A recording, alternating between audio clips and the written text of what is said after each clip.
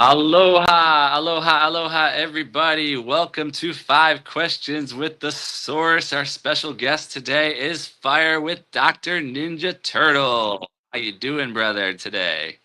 Good, good. Good, good. Are you setting up the stream to your channel right now? I am. I'm almost done. Perfect. Go ahead, take your time. I'm going to do some quick updates here for everybody. So, welcome in everybody to Five Questions with the Source. Five Questions has been going. Oh, it looks like you're linked up. I see the link up in the corner, so that's good. Five Questions has been going for many months now. I think I've lost track of how many months, but we've had like 28, 29 shows or so. So we're probably at seven, eighth month or so of having wonderful guests on Five Questions with the Source. The Today is Fire with Dr. Ninja Turtle, and then our upcoming guests. I want to go over that real quick here. I'll pop that on the screen so you guys can see their channels and everything. Upcoming schedule is on the bottom there. Candy K all day next Saturday. Saturday after that, Todd Mind Games. Saturday after that, Tampa's Creek Homestead and more. And the Saturday after that, Alexis Milner. So we've got a wonderful lineup, especially today, of course. Let me pop on the screen your banner. There you go. On the bottom, Dr. Fire underscore Dr. Ninja Turtle is his user handle.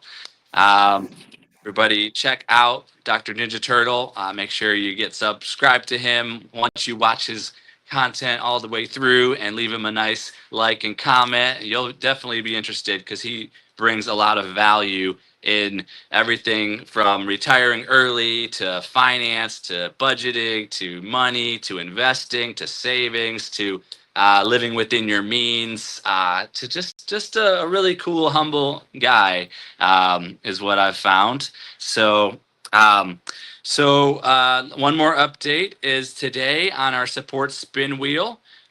Today is officially a simple family lifestyle day, a simple family lifestyle, and that was gifted by Spouse Wife. So, Spouse Wife's gifted a simple family lifestyle. And if you have a chance, today is a simple family lifestyle's birthday. So happy birthday to a simple family lifestyle. Everybody make sure to check them out. Check out the YouTube channel and support, and celebrate their birthday. So let's see who's all in here before we get behind in the chat. We've got Todd Mind Games was in here early. Majestic Lion Eyes was in here early. Chris with two S's. Royal Vivalda, Queen Vivalda, Chicken Explorers, Crystal Phoenix Rising, Jeffrey W, Deborah L, Raw Footage, Solomon Project, Spouse Wife, Crystal Phoenix, everybody, Timmy the Racing Channel, Life with Wanda, Me Two Times Elevate. Okay, I see all y'all. All right, let's get back to the interview. Okay, so how are you doing today, Fire with Dr. Ninja Turtle? I am well. As you can see, I'm in my RV at the lake, which is it's beautiful weather in South Alabama, actually the middle of Alabama. Right, that's right. You're in Alabama. I've been watching your content, so like I'm like, oh wait, he lives there. Or wait, no, he lives over there. Because I mean, like your real estate is in some places, and then you're living in Alabama now, though, right? Yes. Got it. So I'm trying to keep up with all your movements because you're always out with friends, traveling, having a good time too. So Well, I love the freedom yeah. that retirement gives you, especially early retirement. Hmm. And so we'll get into early retirement at some point today. Yeah, we're going to get into all of it. So let's do a quick format of the show today, quick little overview. So we're starting out with this is just the greetings, kind of connect with the audience, say hello moment here. We're going to do a quick bio of Fire with Dr. Ninja Turtle. I'll put some pictures up on the screen, and then we'll go into a word association game, just a quick little icebreaker kind of thing. And then we go into the five questions, like the interview format, which is more than five questions, but you know, it's fun. And then we go into the rapid fire, which is another fun game to get to know you a little better. And then we go into the panel, which is inviting people on stage if they want to ask questions or pose comments to you. And they can also put those in the chat as well. So Okay, so we have a nice plan for today. So let's get into your bio. Oh, butter! Thanks, Solomon Project. He's always buttering me up with the $2 hollers. All right, so let's get up on the screen your bio and some pictures of you. So first off, this is your channel. Congratulations on 700 subscribers. Oh, thank you, thank you. Oh, also, I've got all sorts of green swag. If you notice, I got the screen is green. The things I got the green tea going today because you're a Ninja Turtle. We'll talk about that. I've got all the turtles handy. I got turtle here.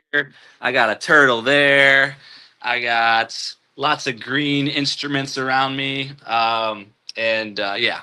So, all right. So let's go into your bio. We've got so welcome to Fire with Dr. Ninja Turtle. Your path to financial freedom.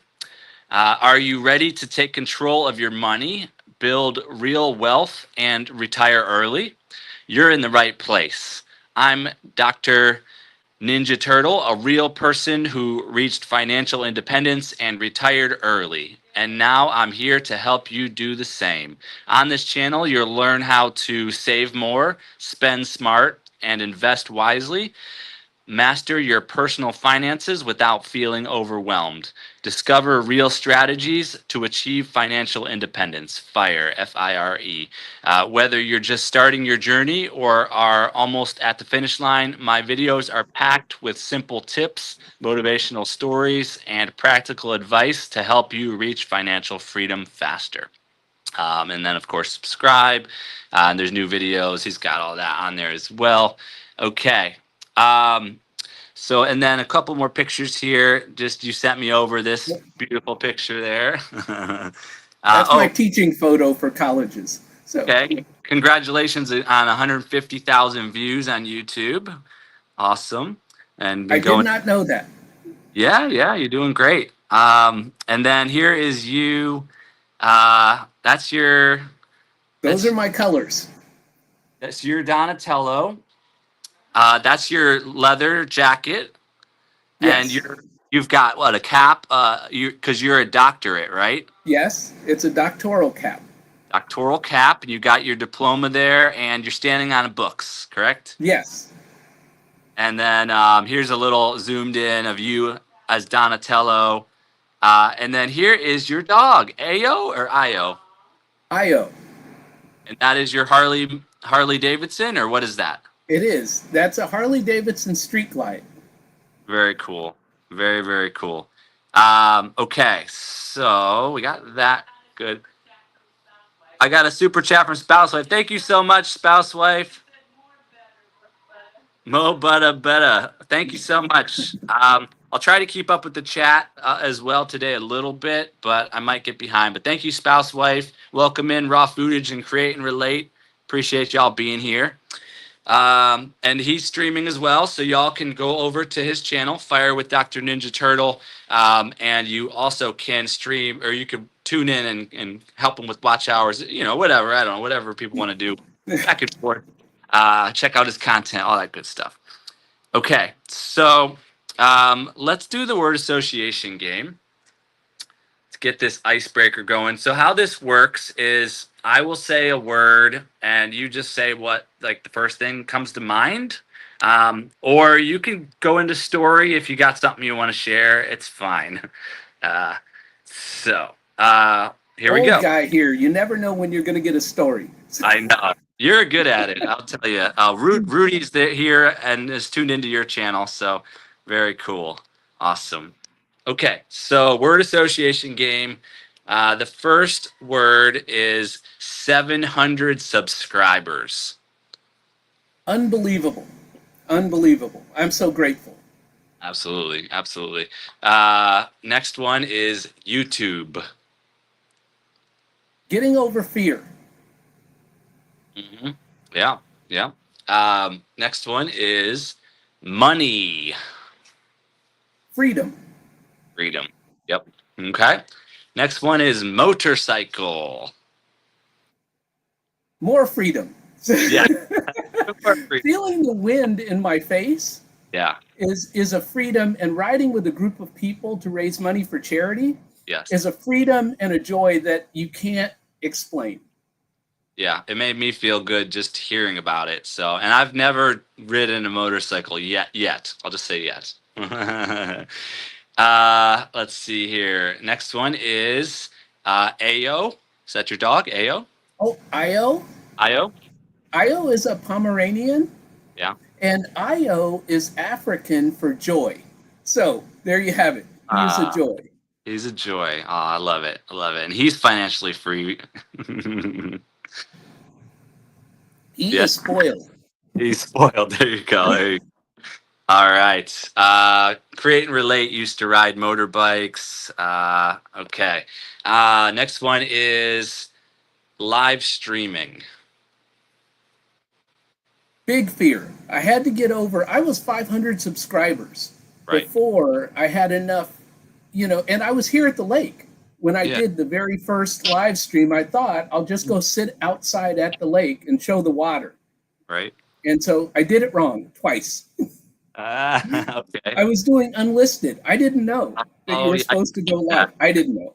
I did that once too. So, and there was years where I tried live streaming and it just didn't hook up on YouTube. So like this was meant to be this time around, but I've done this stuff in the past. It just wasn't time yet. So, okay, next one is trips with friends.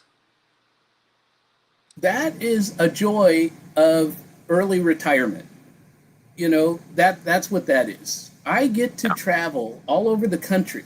I have a friend in Wyoming that has a 20,000 acre cattle farm, Ooh, and I got to ride with him for a day to put out yeah, salt blocks for cattle. I mean, where does that kind of stuff happen to a guy like me? No. yeah, So anyway, that's what that is. It's yeah. living out my dreams. I love it, and I'll have more of that. Like as the like you'll talk about this as this income and these incomes we're building kind of start replacing the full time grind incomes. I could start to play a little more and do fun things. I'm in Maui. I should be able to do a few fun things, right? So, all right. So welcome in, Lena. Lena is here. Welcome in. Next one is finance. The path to freedom. If you Yeah, don't know your numbers, then you can't get to your goal of financial freedom. right. Yeah. Okay. Welcome in, Candy K all day. Here with on your side over there. Welcome, welcome. Next one is we'll do a couple more of these. Real estate. That has been my path to financial freedom. I Mm, started just sharing a house with someone to lower my housing cost to zero. And that yeah, really propelled me financially. yeah. That's good. It's a good strategy for sure. Um, okay. I'll do one more. Do one more. How about budgeting? Budgeting, I'm not good at. It's Okay. taken me many, many years. And a lot of people think, oh, you just start doing it. No, you fall off the wagon, you get back on. You fall off the wagon, eventually you could do it for a whole year. Right. Yeah. Yep. Yep. Okay. All right. So that was our word association game. Wag the Pomeranian. So the next part of the show, and welcome in Galaxy Gal MJ. Welcome in. Appreciate you being here. Okay. And you can see, I see your Nightbot. Your Nightbot says to connect with others, drop your channel name, type fire. Okay. What is that? What is type fire? Oh, you type in your chat, you type fire, and it'll It, drop there. yes. I Cool. created a video. Sorry, little story time here, real Go quick. for it. I created this video because I did not know how to use Nightbot on lives. I've seen it on other people's lives. And so I watched a couple of different videos and made my own how to. And a Yeah. lot of creators have used mine Good. because they're very simple steps. Good. Good. I've done a little bit of it. I just haven't mastered it yet. So, And I see Bells and Stars is here. Jeffrey W. Welcome, welcome. Jeffrey's on your side over there. Cool. Okay. Can I So jump in for 2 seconds? I go just ahead. want to say, Fishy Things from Yes. your channel, Yeah. he knows how to use Nightbot. I was on Fishy Oh, Channel's right. channel, and he has some things going in Thank you. Nightbot that are just fabulous. I couldn't even dream of doing the That's stuff that he's done. I just wanted to give him his that's props. There his you go. wife. His wife, Fishy Thing's wife, Emmy Kins, is the awesome. She does all that. So yeah, she's the one. Okay, so let's keep this flowing here. So the next part is the 5 questions, the general flow of the interview. So we'll get to know Fire with Dr. Ninja Turtle. We'll get to know about his channel. We'll learn a lot about so many of these different subjects, everything from financial freedom to money, real wealth, finance, savings, investing, spending smart, debt, budgeting, taxes, retirement, the fire mindset. I've got a whole list here. But I like to get personal first a little bit before you teach us everything. Because first of all, on his channel, he has videos upon videos upon videos and live streams upon live streams where he's covered every single one of these topics pretty much thoroughly. So he'll share a good amount here. It'll give you a little taste, and then you'll go over and you'll just lock in. So welcome in, Indigo Twin. Thanks for I'm being going to here. step away for 2 seconds. Two Go ahead. seconds. I'll be right back. Sure, sure. Go ahead. Let me see if this works. Mute yourself too if you need to. I'll mute you for you. I muted you. So, okay. So, yeah, today we have Fire with Dr. Ninja Turtle. He is Donatello on the screen there. He's a really cool dude. He's teaching us so much about finance and about living within our means. And I've enjoyed, I wish I had all the time in the world to just watch his whole channel all the way through, to be honest with y'all. But I also have a finance background myself. I have a master's in finance from Kent State University. I got an undergrad in business management with a minor in marketing, and then I did a master's of business concentrating in finance. So I have the background, and I do utilize it in my life already. But it's just good to hear from someone that is humbly living a simple life, utilizing finance and learning and teaching as you go, and like implementing by budgeting and then traveling when you can and to add to your lifestyle. So it's a really cool thing to witness it all. So thank you for that. Okay, so let's get into first off, Fire with Dr. Ninja Turtle. Yeah, you're good. Yeah. Okay, so what was to me you're like totally like young in spirit. Like Yeah. I want to know like when you were a kid growing up as Dr. Ninja Turtle, what were you like? What was life like? Kind of give us paint a picture up until your adult years so we can kind of get to know you a little better. Well, and as a kid, I did not grow up with money. No one taught me anything about money. So I was 18 years old. I joined the army. Mm, I just didn't have many options, right. in life. And I never ever thought, one, I would ever own a piece of rental property or even my own personal property. Right. And I never thought that I would retire. That none of those items were in my thought process. I thought you just go to work forever and that's just it. Later in life, I learned that there are better ways to do things, right? Someone told me, they said there's two things that no one can ever take away from you, your education and dirt. So they said, buy dirt. Buy And dirt. that's what I did. Yeah, There buy dirt. you So go. Yep, yep. That's perfect. Yeah, and it's once you realize that okay, I've got to work to make money, and then you're like, wait a second, my money is starting to make me money, and then wait a second, if I could build some systems, what would that look like? Like having your own business is a system that could pay you. So is having real estate or having housing rentals and such, paying you, and then there's stocks, and there's some do crypto, and then there's other assets that can build in value, and there's a lot of things, and then there's side hustles. We're building on YouTube here something that could continue to pay us throughout life. Um, so, welcome in, Sizor is here. Welcome, welcome. Thanks for the congrats. Appreciate you being here. Okay, so what was your in the army? What was your position, or what did you do there? Well, it was many, many years ago. So it was cybersecurity, as they would call it today, Wow. but we called it crypto back then because it was Oh, cryptography. okay. So, but it was the precursor to cybersecurity. Wow. Interesting. So you weren't in danger necessarily, or No, I had that kind of job where you're back with the general at the back lines. That's the kind of job I had.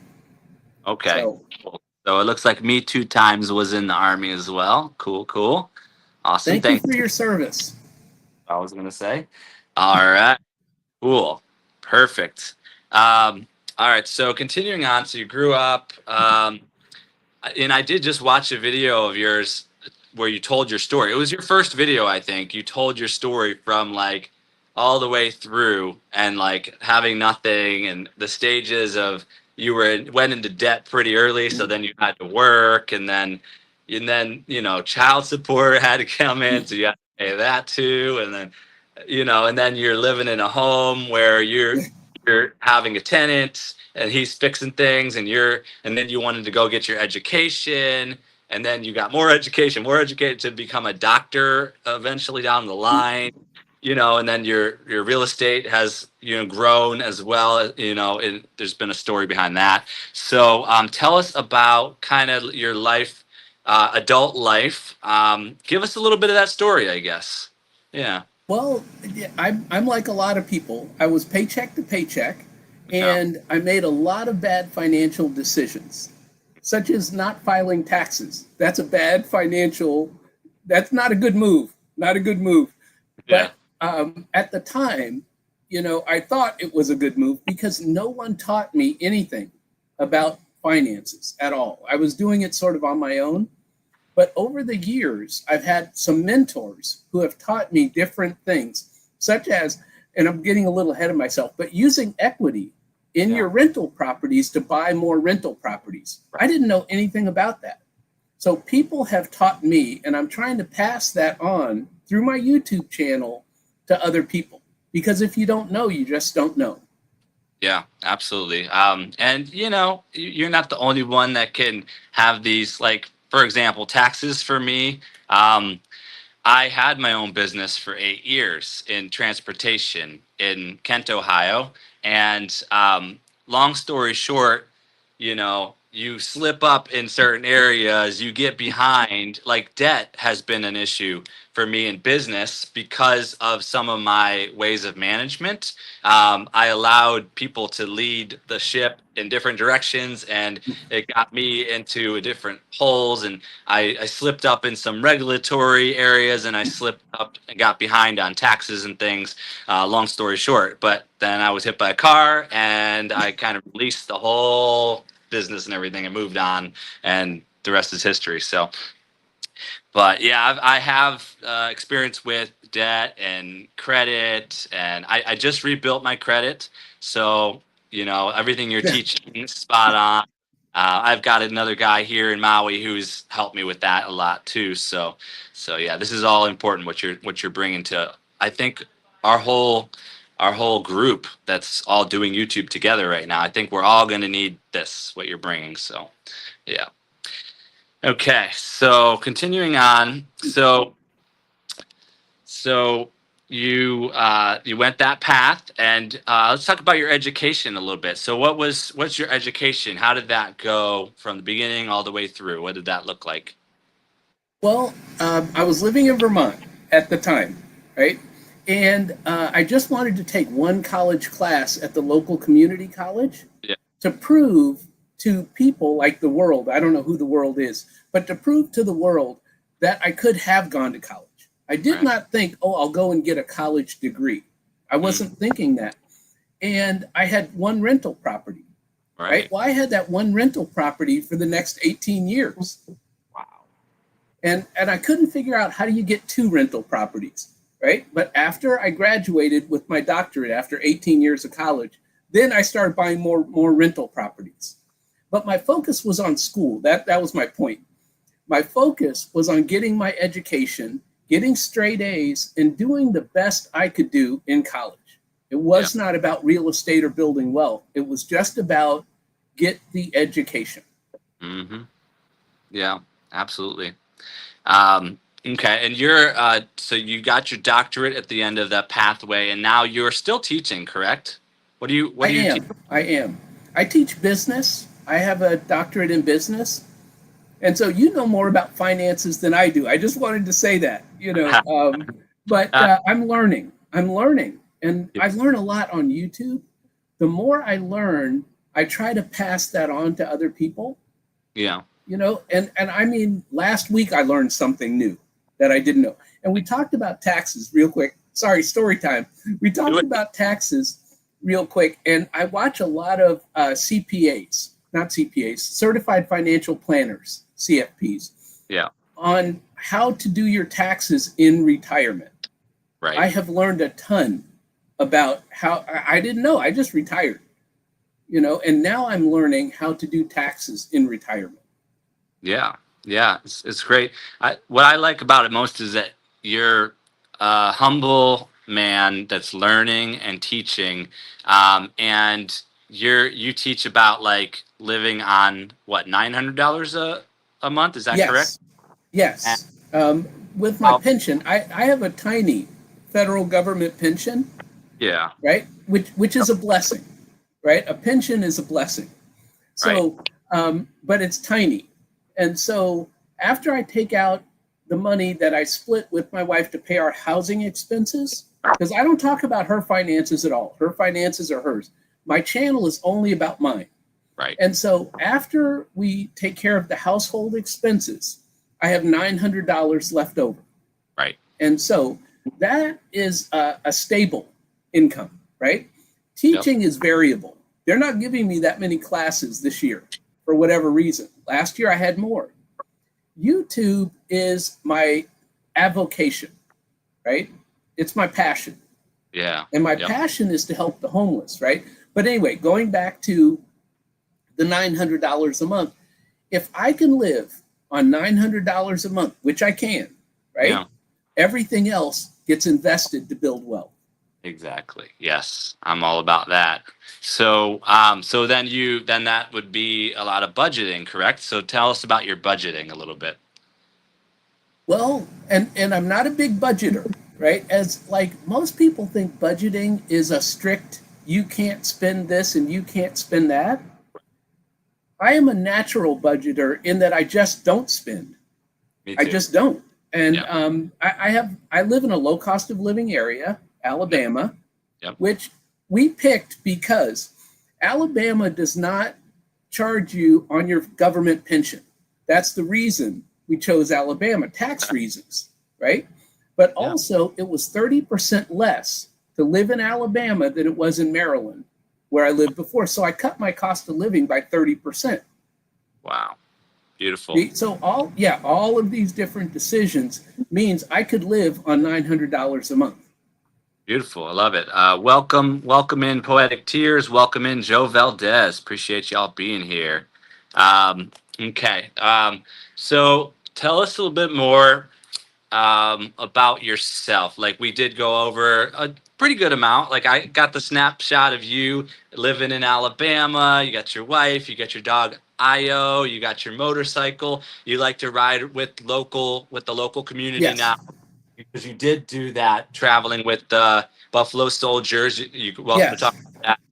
And now you're mostly local in the Alabama area, riding with friends or whatnot. And you still teach at the university, and you are doing YouTube, and you take trips with friends. So you're going to be coming to Maui at some point here. yes.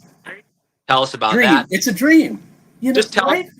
Life today is a dream. Mhm. I'm living my dreams because of managing my finances the way that I do. Now I live on $900 a month, but not when I go on vacation. So Mm. I wouldn't. It would be more than $900 to go to Right. Maui. So, Right. True. so you're living the dream.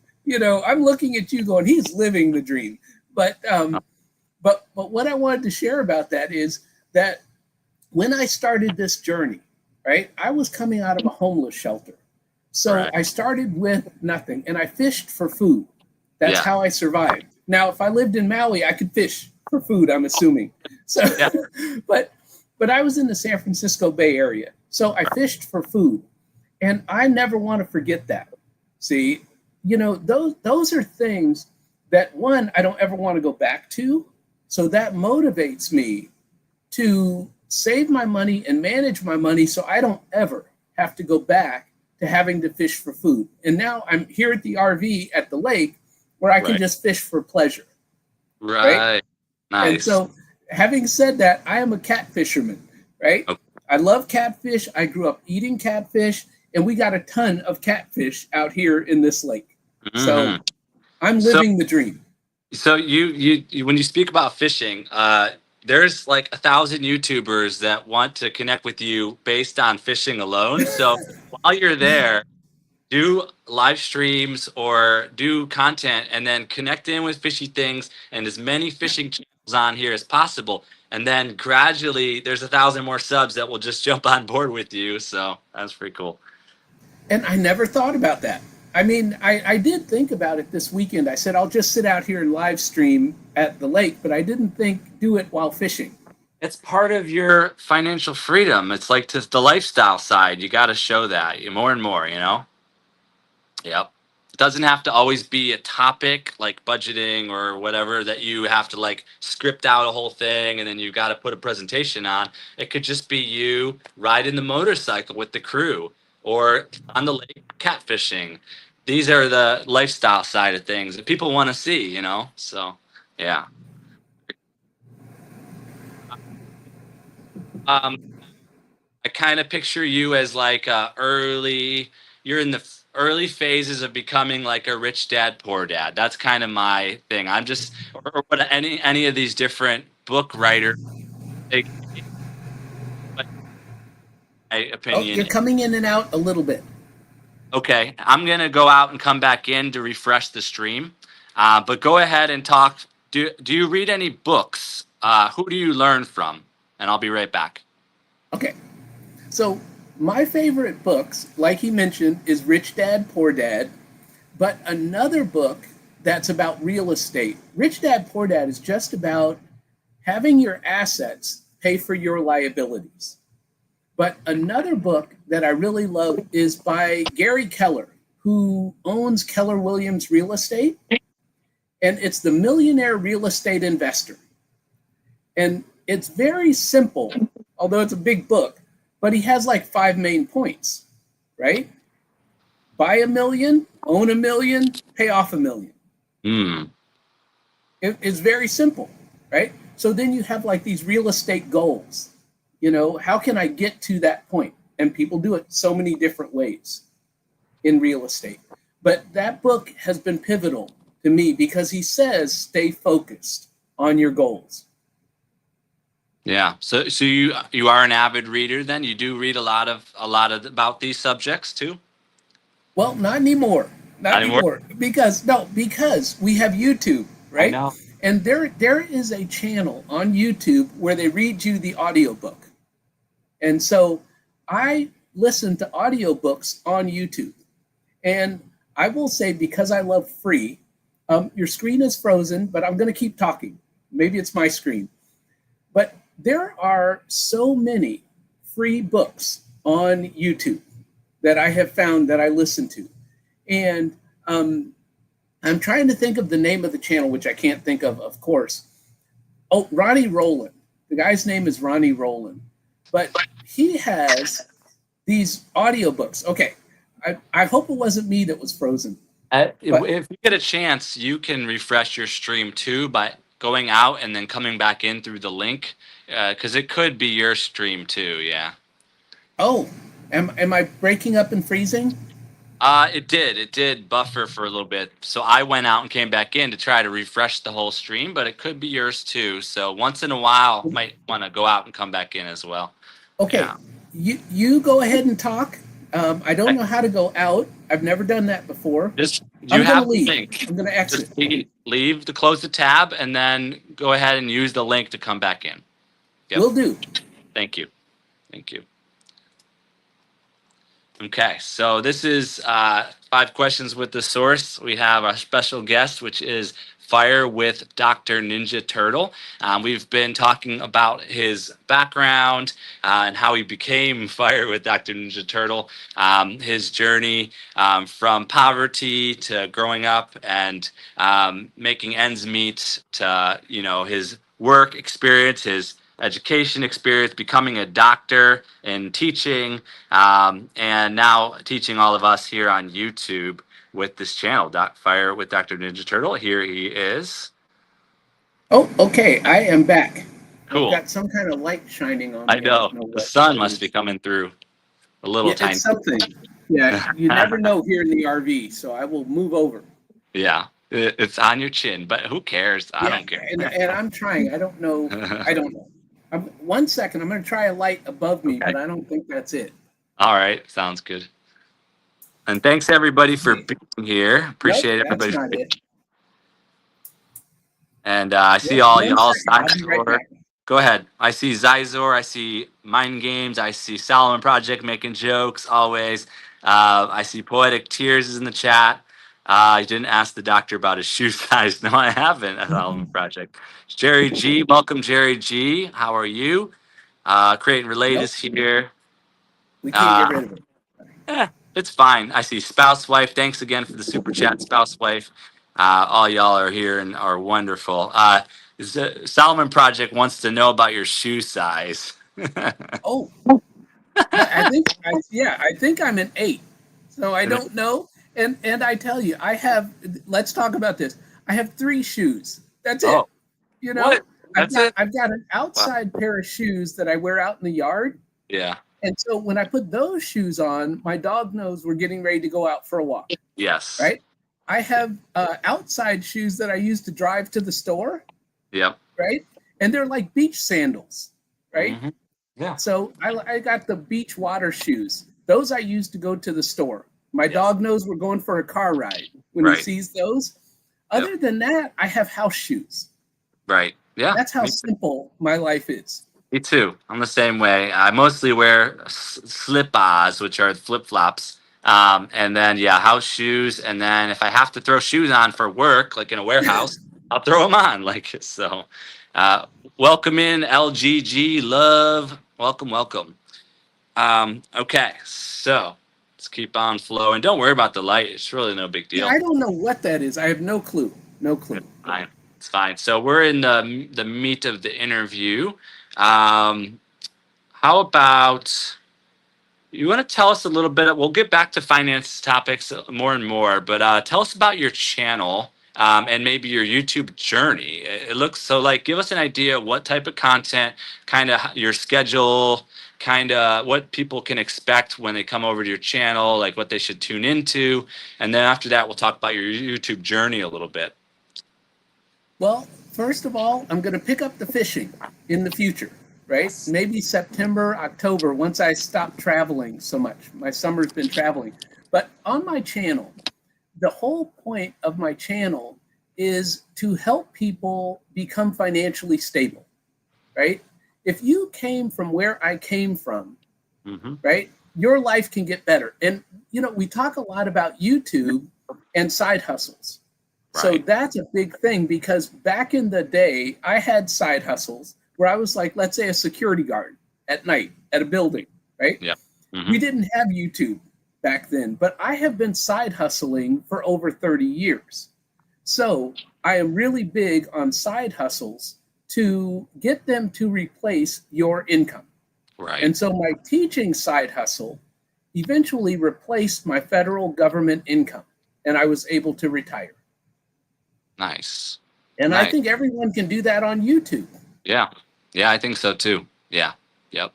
And we're some of us are all in that early phase of it. Like some of us are a little ahead of others, and but we're bringing everybody up with. So it's like a whole system of support as we all go up to 1,000 subs and up to full monetization. Like there's this train, not the underground railroad, but it's like the over the web railroad that's happening here. So yeah. And DoDash, I give her credit every chance I can because I feel like she's was chosen to do a lot of that heavy lifting and early on to like bring a whole wave of us to like start our channel and start hustling and grinding on here. So yeah. And I had never heard of her until I started getting into these Well, groups, that like, your channel and stuff. And I heard other creators talking yeah. about her. So I went and I watched her channel, right? And Yeah. she's fabulous. Yeah, I Yeah. went and watched her channel. And the other Inspiration. thing that I wanted to mention is you had an interview on, I'm not sure, it might have been last week. I believe it was last week, where Yeah. the person said that they're doing YouTube so that they can get an attorney. I don't know if you remember that. It might have been last week. But the Yeah. point is that Yeah. I people think so. do The money. YouTube. Yes, Yep. people do YouTube for different reasons. Right. I'm doing it to donate money to the homeless. Yep. I see a lot of people on YouTube, they've got plenty of money and yet they want more money. Right. For And sure. I'm just sitting there going, why? Why do you need other people's more money? You have Right. plenty, you know. Yeah. And so anyway, that's just my thing, is that I was not going to get on YouTube to try to make more money. I just don't need it. I have a very simple life, You do.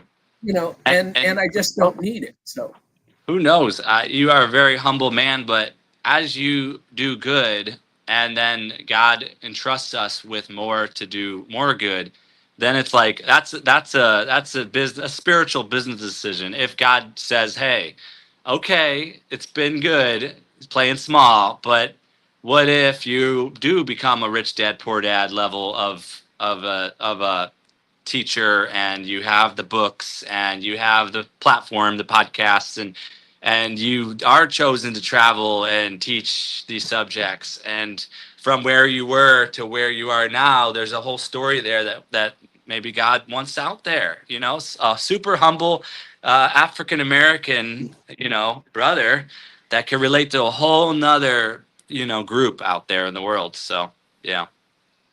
well, and I'm going off on story time, going off to the left again.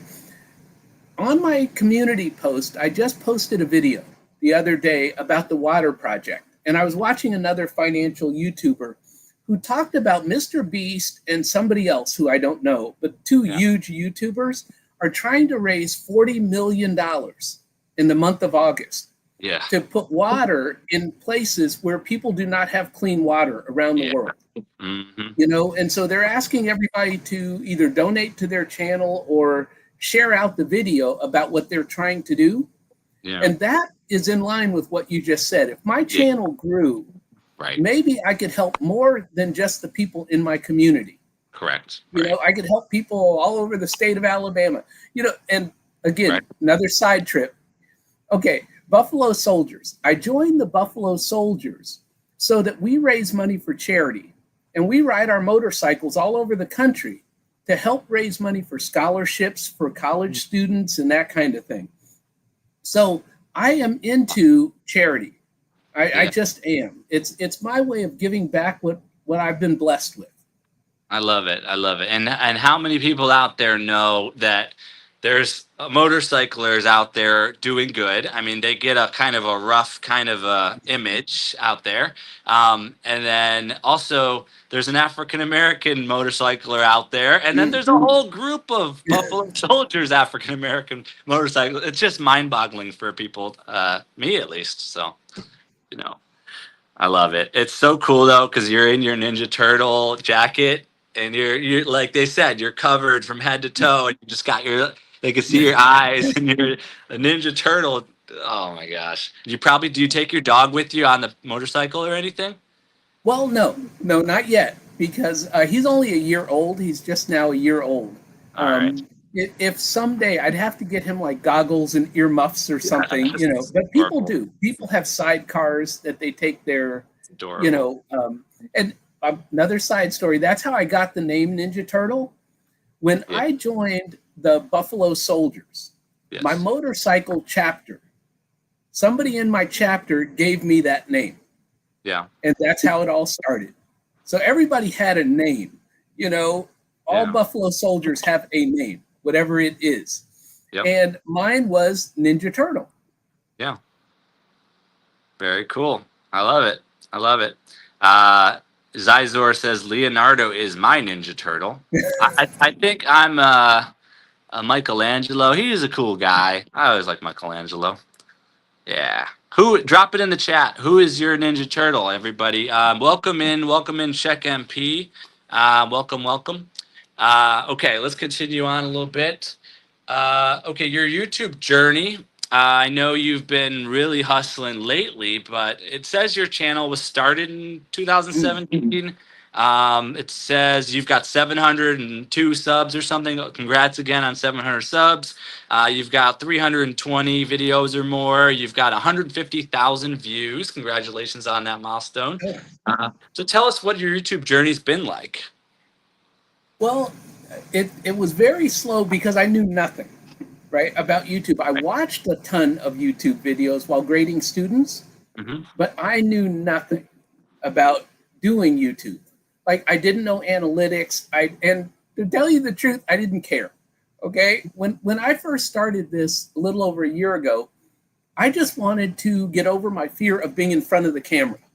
Yeah. And I said, maybe nobody will ever watch this stuff. But I was documenting it for my granddaughters so that they can get their way to financial freedom. Yeah. And so, anyway, over the last few months, what happened was a friend of mine was being interviewed by the Queen, right? Queen's Alchemy. Yes. And I just went to support my friend being Oh. interviewed by Queen's Alchemy. Oh. And then I got into the Are You Locked In? Never heard of them before. Oh yeah. Then I found the source. Never heard of him before. So all Candy of K. these, Candy K. yes.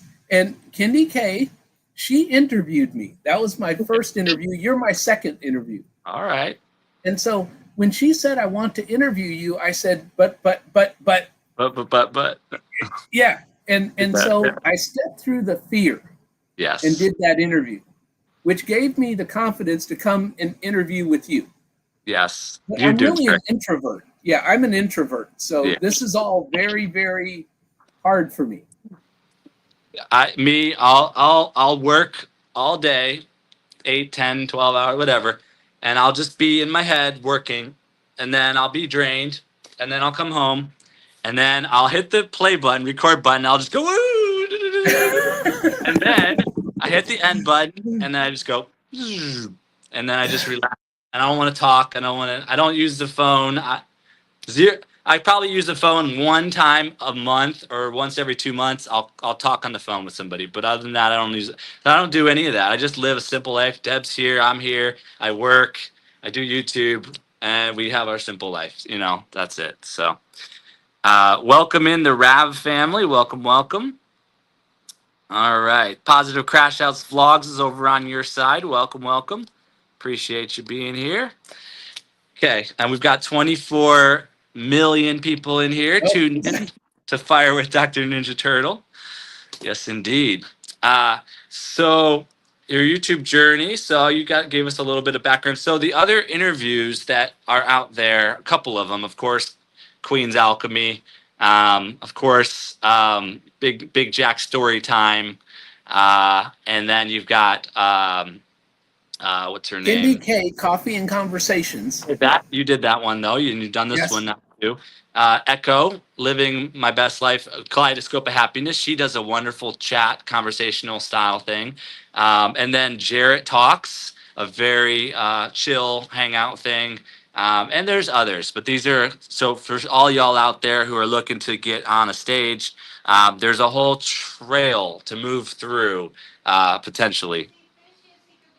Oh yeah, Fishy. So chumming it with Fishy. As soon as you really show that you're a fisherman, he'll bring you on chumming it with Fishy things, and you'll connect with the 1,000, fishing channel. Just like that.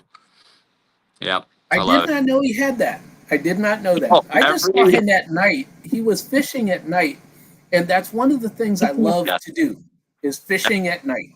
Every Sunday he does chumming it with fishy things, and he has the biggest YouTube fisher people as an interview each Sunday. Mm. So tune in, get connected in more, and then show him your fishing, and boom, you'll have an interview. How cool is that? Welcome in DPO101 from your channel. Welcome, welcome. All right. Well, So, thank you for your support. So. yeah. How about what YouTubers have you been learning from in the financial sphere? Well, and, I'm going to say the Money Guy Show. They're big. They're huge. They have 500,000 subscribers or more. They're akin to Dave Ramsey, Mhm. And I watched Dave Ramsey's show for a while, but I like the Money Guy Show Yeah. because they talk to people who are in their 20s, and they say if you start saving $1 in your 20s, it can grow 88 times over. And I just love that because my granddaughters are in their 20s. And so I'm trying to offer my granddaughters that kind of freedom. Yep. And we're not there yet. Okay. So I don't want to say that we're all doing this yet. But I Right. hope that my granddaughters someday decide we want financial freedom too. There are people who retire at 30, Yeah. So it's possible. It's possible. Yep. Yeah. And that could be another one of your whys is like, why go from having 900 of disposable income a month to having a couple $1,000 disposable income? Because then you could help with the granddaughters, giving them a leg up in, or whatever. I don't really know. So, all right. That is my plan.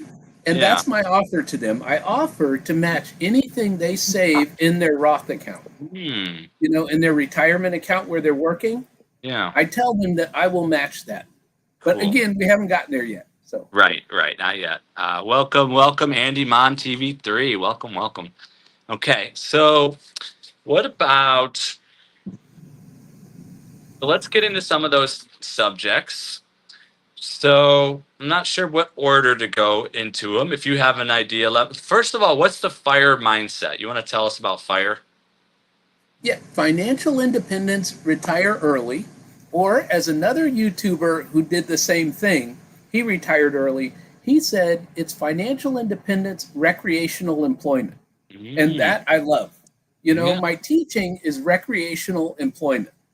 And so it brings in money, but it's money that I could use either to pay down debt or to buy more real estate. So, but anyway, the FIRE movement is sometimes people portray it as everybody saves 50% of their income. Like if you lived on your income Yeah. and Deb put all of hers into retirement or investments, you guys would be retired early. Right. There are different levels of FIRE. And real quick, I'm just going to talk about just a couple of them. Okay. Cool. There's like lean FIRE, where you guys make enough money from your investments that you only have to have one job. Or let's say you only have to have YouTube. Right. Then there's fat FIRE, where you have like $10 million and you just travel the world and you stop working or whatever, right? Think dividend income. A lot of people with $10 million have dividends in the stock market. Right. And they just live off of the dividends, gives them $100,000 a year. So there are so many different ways to do it. And then some people do it through real estate. So there are different levels of FIRE. And the last one I'm going to talk about real quick is Coast FIRE, which is you save a lot of money when you're young and you don't have to save any more money until you retire because that money will grow and compound. And that's what the Money Guy Show talks about, is compounding growth. See, now I'm later in life, so I'm doing this thing from the perspective of what do you do when you start late? I didn't start this thing until I was in my 40s. So I've been playing catch up, and I don't want everybody else out there to have to play catch up like me. Yeah. Right. And so the last thing I'm going to share real quick is that I'm getting close to Social Security. Right. Now, my teaching income replaced my 9-to-5 income. Social Security will replace my teaching income. Yep. So you just keep replacing income streams and Nice. as many income streams as you can have. Yep. So if I had a pension, Social Security, and 3 colleges, that's 5 income streams. Wow. Wow. See, so All right. that's what I'm trying to say. Have as many income streams as you can have, Yeah. whatever that looks like to you. Yeah. I love it. I love it. Beautiful. Beautiful. And that's where, like, those that have gone the military track, like, it's actually been really good for them financially. And then those that go the teaching track, education and teaching track, there's all those incomes in the pensions. And then the government, you worked in the government. So then you've got Yes. pension. So you did it a very systematic kind of way. You had a systematic life. For me, I would never want to have a job in my life. You know, a lot of these kids coming up right now don't want to have a job in their life. And then, like me, I've not really been gravitated towards like employment, corporations. I've not wanted to do invest the money they give me through their means. I would want to do it my way. So all of my whole life has been my way. I am me. I'm an entrepreneur. I've never want to be locked down. I just want to change the whole world. How can I get there most efficiently, effectively? Skip a whole bunch of steps, kind of mindset. But there's a humbling, you know, as I now have a job and I live in a good place, I now can do some of these things systematically, investing, savings to build to then get into real estate because I'm a little later now because I'm 42. So I haven't yet stepped into that side yet, the real estate side. But then that will add equity that I can utilize to build more, whether it's building a business or adding more real estate or whatever the different things are that building these side incomes, these side hustles and these streams of income. There's a lot of potentials out there, but I wanted to say I was telling my story a little bit there.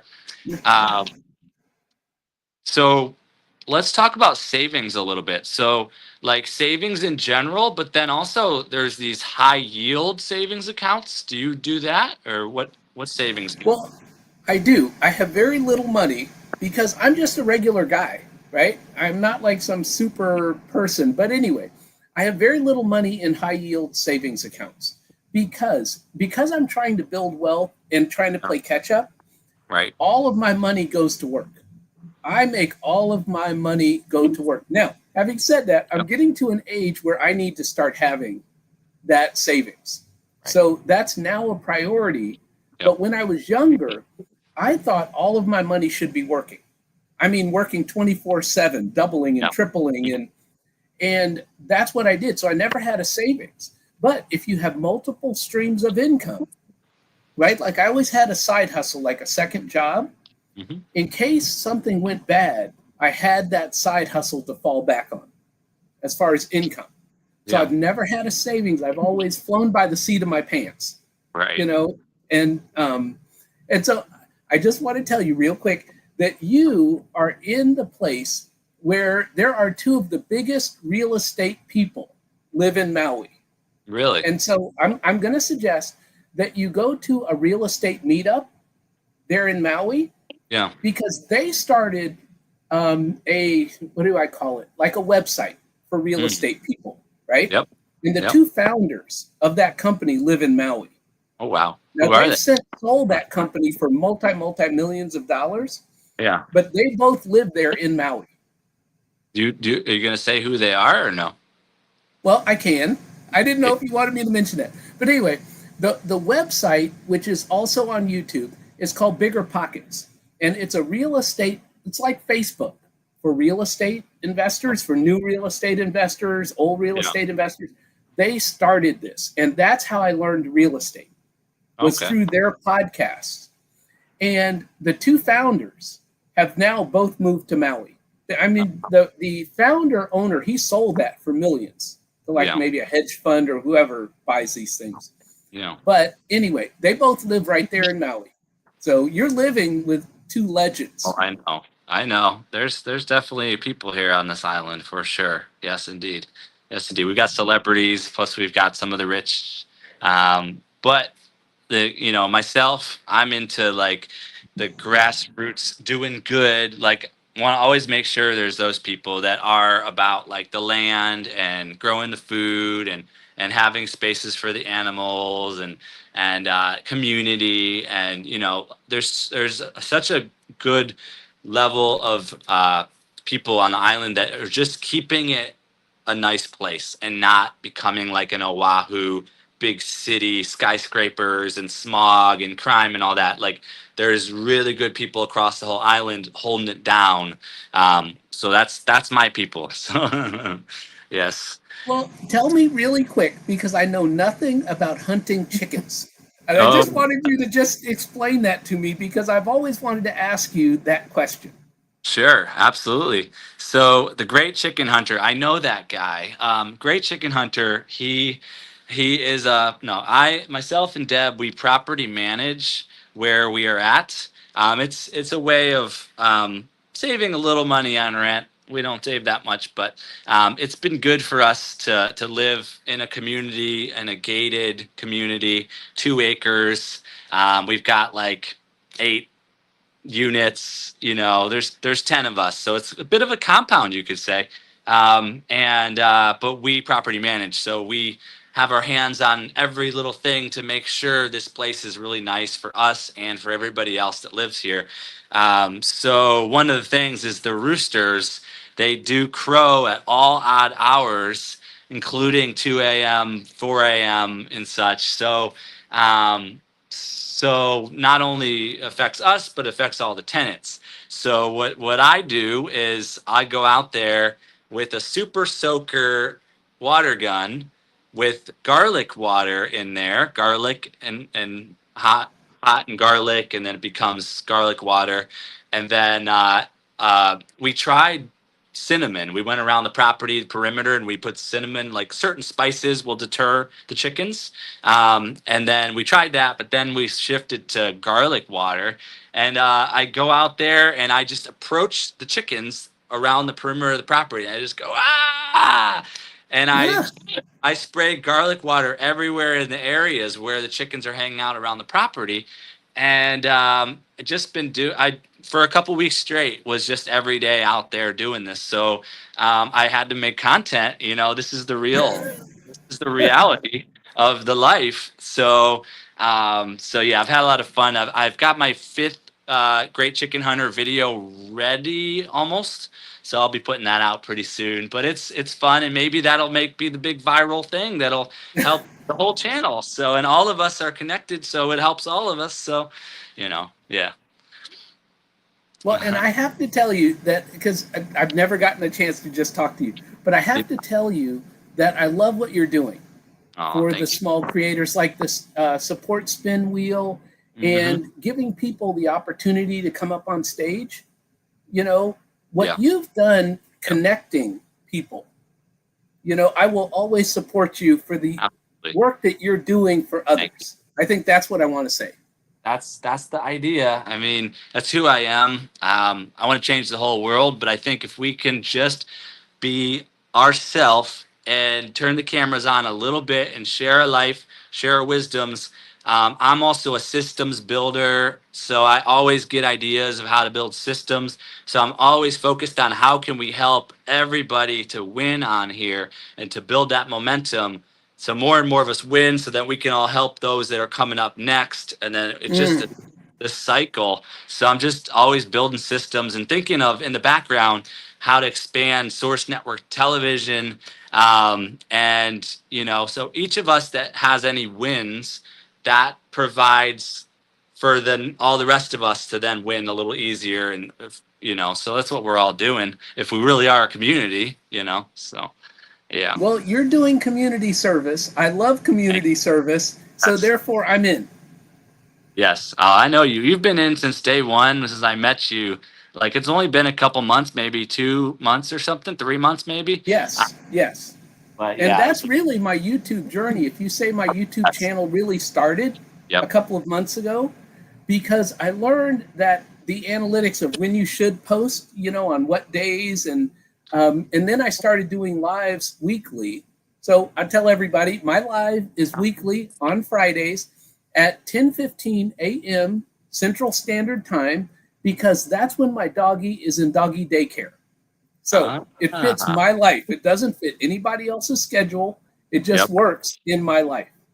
Yes, I'm the same way. I honestly, I know there's all the guru talk and everything, but at the end of the day, I'm just gonna do what I do, when I do, how I do, and it'll build momentum because the attraction, the energy. There's some wisdom sharing, but mostly it's just me being me, having fun, and whatever. I don't know. I don't care. It's working. So let's keep growing.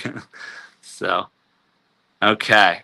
So let's keep this thing rolling. Welcome in Brit Family Fun. How you doing? Plus, there's and welcome in the American Dowser. Welcome, welcome. There's a fraternity of this show, and I haven't really tied it all together that well yet. But say you could be our 30, 28, 29, 30. We're getting close to 30th guest, and I'm working on a monthly a celebration right now where all the guests up to now, which is like we're in the 8th month of Five Questions with the Source, would all come on screen and hang out and connect with the audience more often. I think I need to schedule something like Big Jack did, like a 25 plus episode celebration where one day a bunch of y'all can come on and connect with the audience in a row, and then maybe I'll schedule another one after that so the rest of the people can come on and connect. Because 25 shows is a milestone. 30, we could even do a 30th, show milestone now.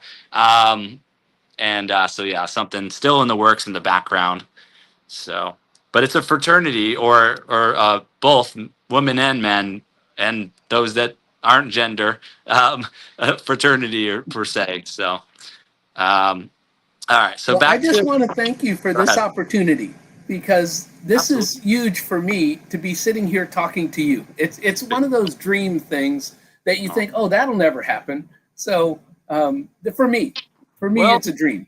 and we cut away a lot of the like people say the gatekeeping.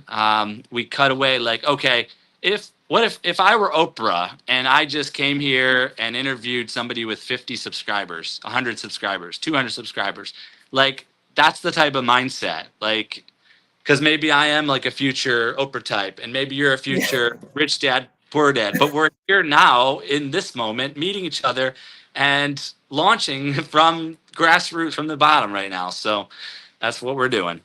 By the way, my live stream the other day, Oprah put or not, she didn't put, but an advertisement of a whole Oprah show was played in the middle of my live stream. 1 hour show was an Oprah show was played in the middle of my live stream as an ad. I'm like, what?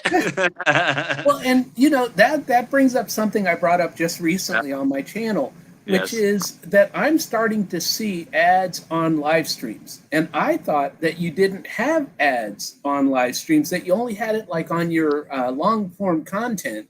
Yeah. However, I think that's a new YouTube thing. Yeah.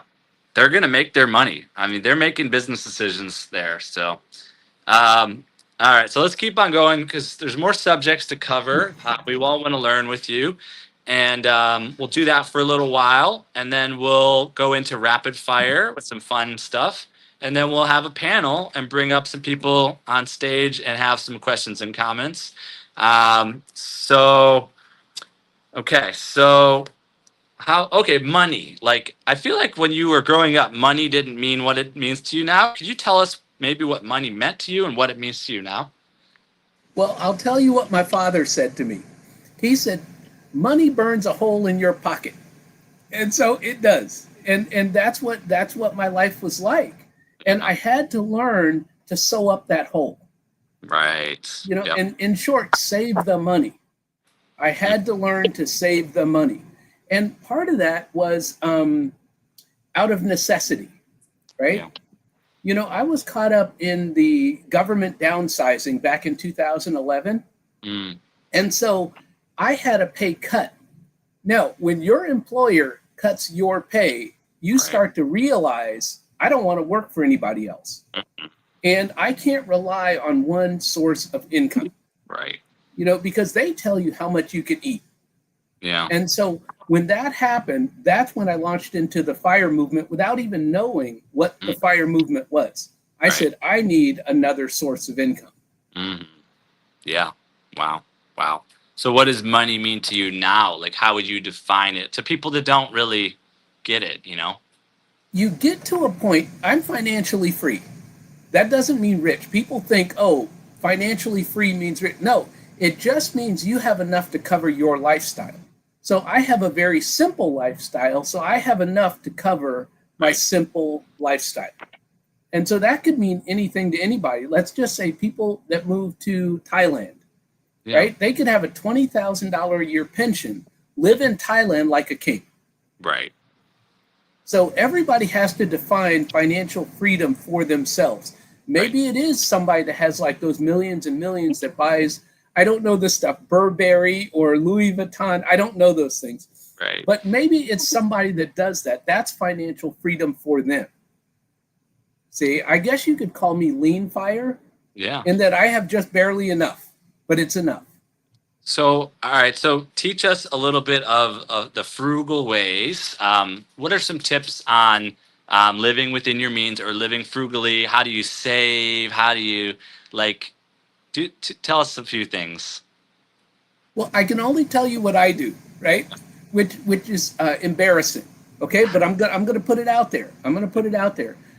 I shop at Sam's Club, Yes. right? And I buy in bulk because I learned when I had a Costco near me Yeah. that if I bought in bulk, I would go to the store less frequently, Right. which saves me money from impulse buying, Mm-hmm. right? The other thing that I do is I buy frozen foods Yeah. and I eat frozen foods. Yeah. And so what that does is there's no waste. There's nothing to go bad. I learned that I threw out a lot of fresh fruit and Yep. vegetables, Yep. right? I make sure I don't waste a penny. And so that's me being frugal. Yep. The other part to that is I don't go into stores. I'm not a big, like, let's go to the mall and go look through the shoe store. And I just don't. And Right. so if I stay away from advertisers, Yep. they're not separating me from my money. Now, that's just me personally. Yeah. Everybody else, do what you do. But I learned in college early on that an advertiser's job is to separate you from your money. Right. And so I took that as a personal challenge. And that's just me. I'm kind of crazy that way. Yeah. Yeah. Yep. Yep. Indeed. Indeed. Um, so, all right. So, what do you feel is like what is real wealth? Like what would you put in if you were to create a list of what is actually wealth? Like what would be real wealth to you? And again, this is personal, but to me, it's time freedom. Yeah. Time freedom is the biggest wealth we can have. Mm. We work, like you said, 6 days a week, 7 days a week, 2 jobs, 3 jobs, YouTube, right? We Yeah. do a lot of things for a lot of hours. But Yes. when you have assets that pay for your liabilities and it's passive, we're talking passive income here, right? Yep. My pension is passive income. It comes Yep. every month, Hmm. right? I have my little $900 every month.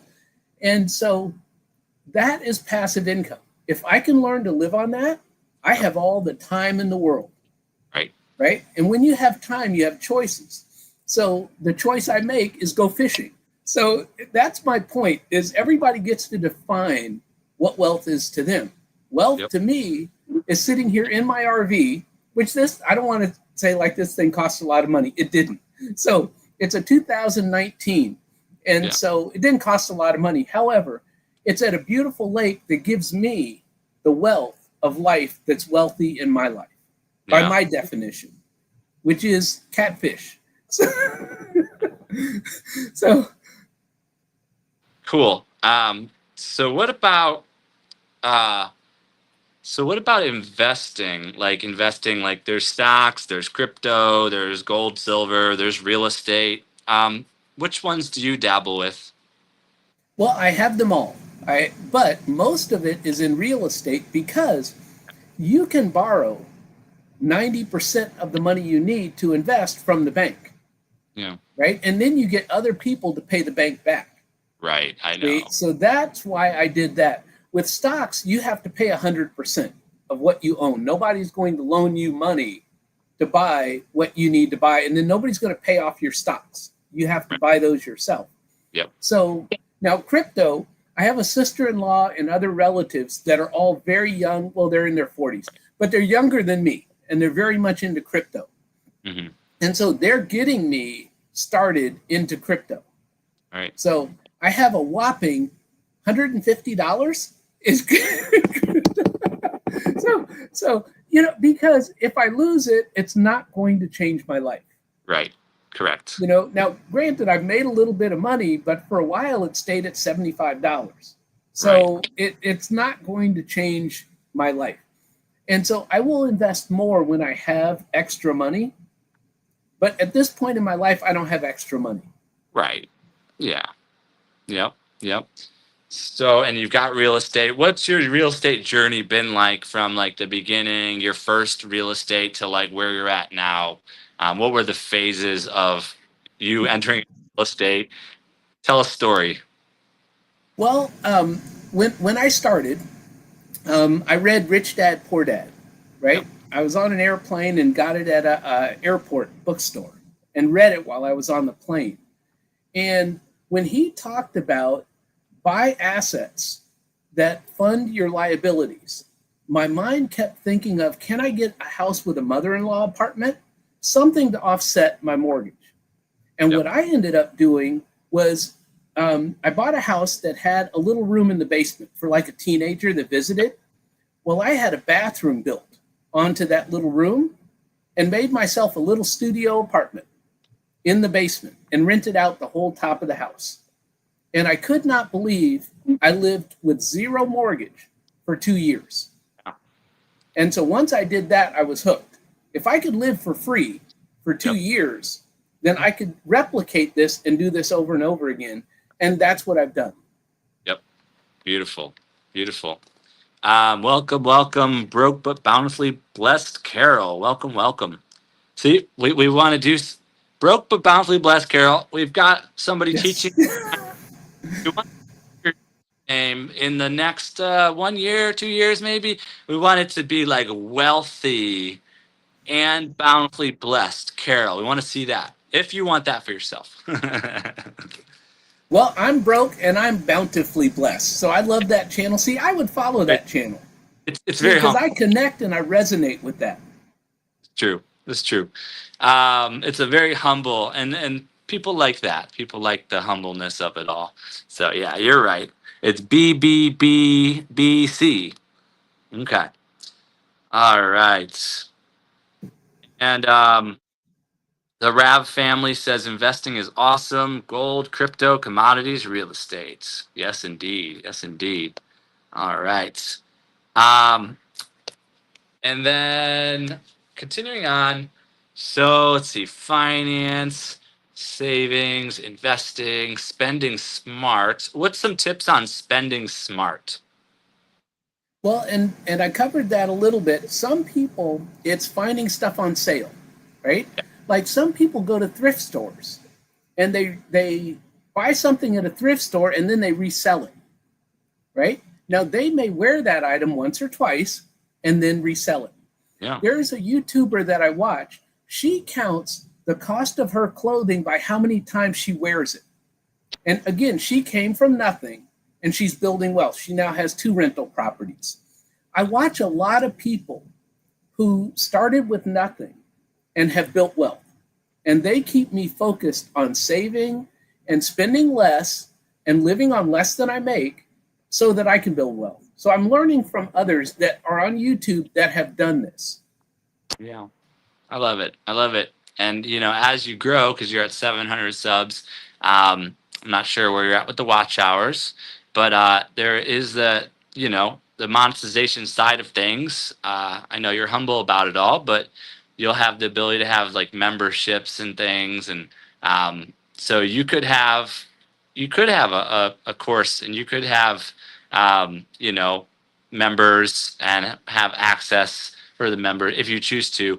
As you teach all these people these things, this simple, humble way of living and retiring early, and in the financial ways that you teach it, there's some possibilities that YouTube allows us. So I'm thinking, because that's where I'm at right now, is I'm just now in the monetization.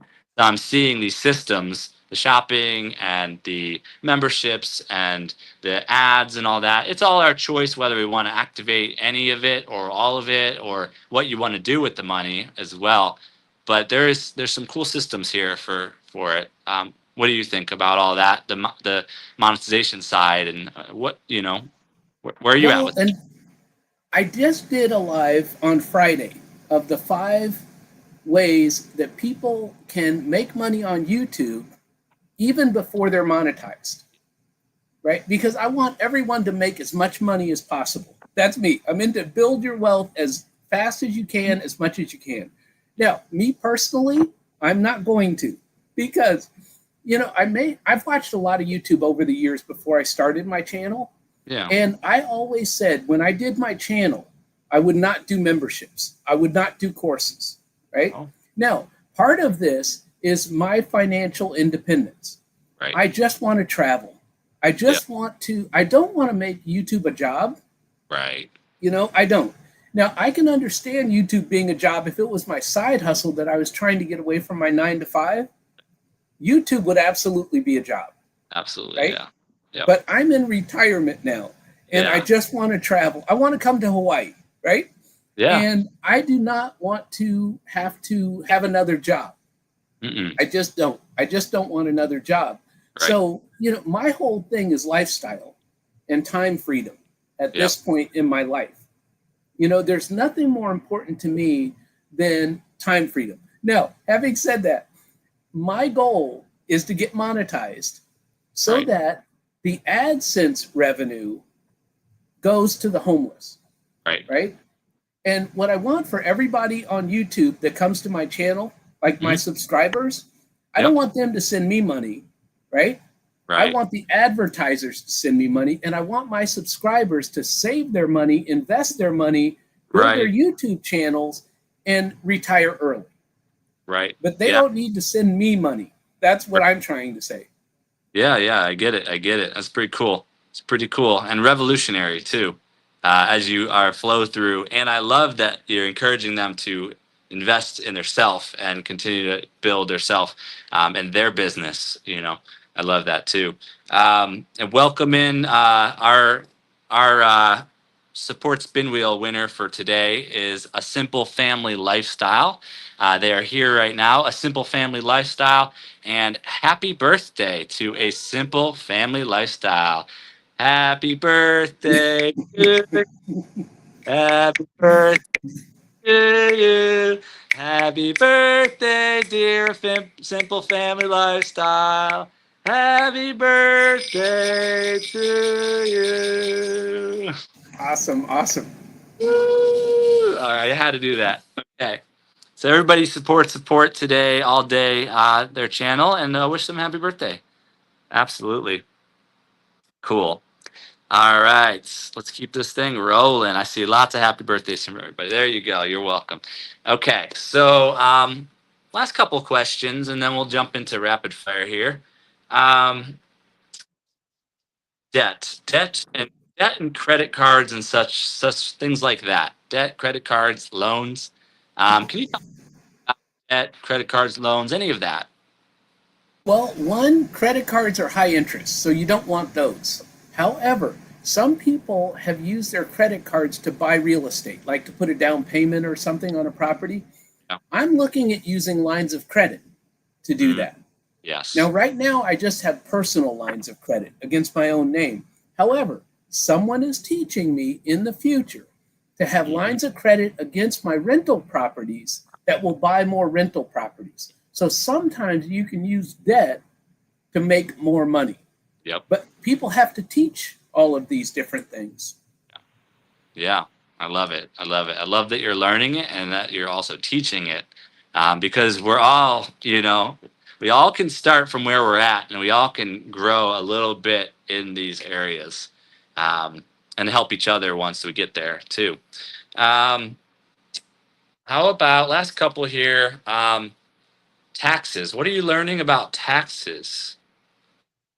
Well, I'm learning that a person can make $100,000 a year and pay zero taxes in retirement. Wow. And so when I heard that, I watched these certified financial planners that are all talking about people's retirement because they want to manage your money. They think you have millions in the stock market or something like that. Right. But for real estate people, there aren't very many people out there that can help you. Mm. But they talk about if you have the right accounts and you pull your money from the right accounts, you get to choose your own tax bracket. Yeah. See, I did not know that before I retired a few years ago. And so now what I'm learning is how to keep the money that I have because it's not about how much you make, it's about how much you keep. Yeah. That is the key. You can make a very little amount of money like me. As long as you keep it all, you're good. Right. Right. Beautiful. Beautiful. Okay. Is there anything else you want to share with us? You've got time to share some things. You go ahead. No, well, what I want to say is, when I say fire with Dr. Ninja Turtle, this is not serious. This is supposed to be fun. Life is supposed to be fun. Yeah. And so there are some channel names out there like Fishy Things. It just brings joy, Yes. to somebody. And when people see me going down the road on my Harley, and they think, here comes a biker, right? Because my motorcycle is very loud. I've got loud pipes on there. I've got a stereo system that you can hear 2 blocks away. When they hear me coming, Yeah. and then they see the Ninja Turtles, Yeah. they're pointing at the motorcycle. Their children are pointing at the motorcycle. Yeah. Life is supposed to be fun. Right. So I just don't want to take this thing seriously. Right. And so that's what I wanted to share. Yep. Yep. I've never been serious, have I? I don't think I've been serious, have I? I'm surrounded by, like, if y'all could Yes. see, I'm surrounded by sunglasses, hats, ukulele. Over here on my right, I've got drums. I've got like drums and xylophones. I've got xylophones over here. And I've got my bells. And I got these guys. And all the things, all the things. So, yeah, we Well, don't have, and I tell you, that's one of the things I love about your channel yeah, is it's fun. It's fun. And you're doing good for the world, but yes. you're having fun doing it. And I love that. I really love that. You make me smile more often than you think. That's what we do here. I guess that's the niche, I guess. Somehow making smiles for miles and miles. All right. What's in that big cup? Oh, yeah. What's in that? Kenny K wants to know what's in that big cup. Oh, I drink a lot of coffee. And so, yeah, that's a big coffee cup, and I drink it all day while I'm grading students. And so I just had a class finish last night. So I was up till about 2 o'clock this morning doing final grades and that kind of thing. So I thought I was going to be wiped out for this interview, but I managed to squeeze in a nap, today. But let me tell you about my day today real quick. Is that this morning we started moving my RV from one spot in the RV park to another spot in the RV park.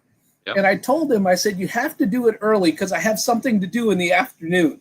Yeah. So I have been nervous and crazy all day, saying, Wow. I hope we pull this off. So we did. I kind of have this like knowingness that each guest has had their own version of that in the ramp up to the show. Like I could picture certain guests when they come on the screen and like rushing in and it's like, okay, like they've had that day. Like I can kind of picture certain guests because it's been like almost 30 guests now. But yeah. So that's the universe. That's the universe for you. Well, I tell you, when the guy asked me, what day do you want to move the RV? And I said the second. I did not connect. That's the day I was supposed to be here with you until after. And then I was like, oh my God. So Oh, did it though. We're here. Let's do rapid fire. Quick, getting to know Dr. Ninja Turtle a little more here, and then we'll have some space for panel if you want to come up on stage and ask questions or pose comments to Dr. Ninja Turtle. Those that we've vetted, we'll bring you up.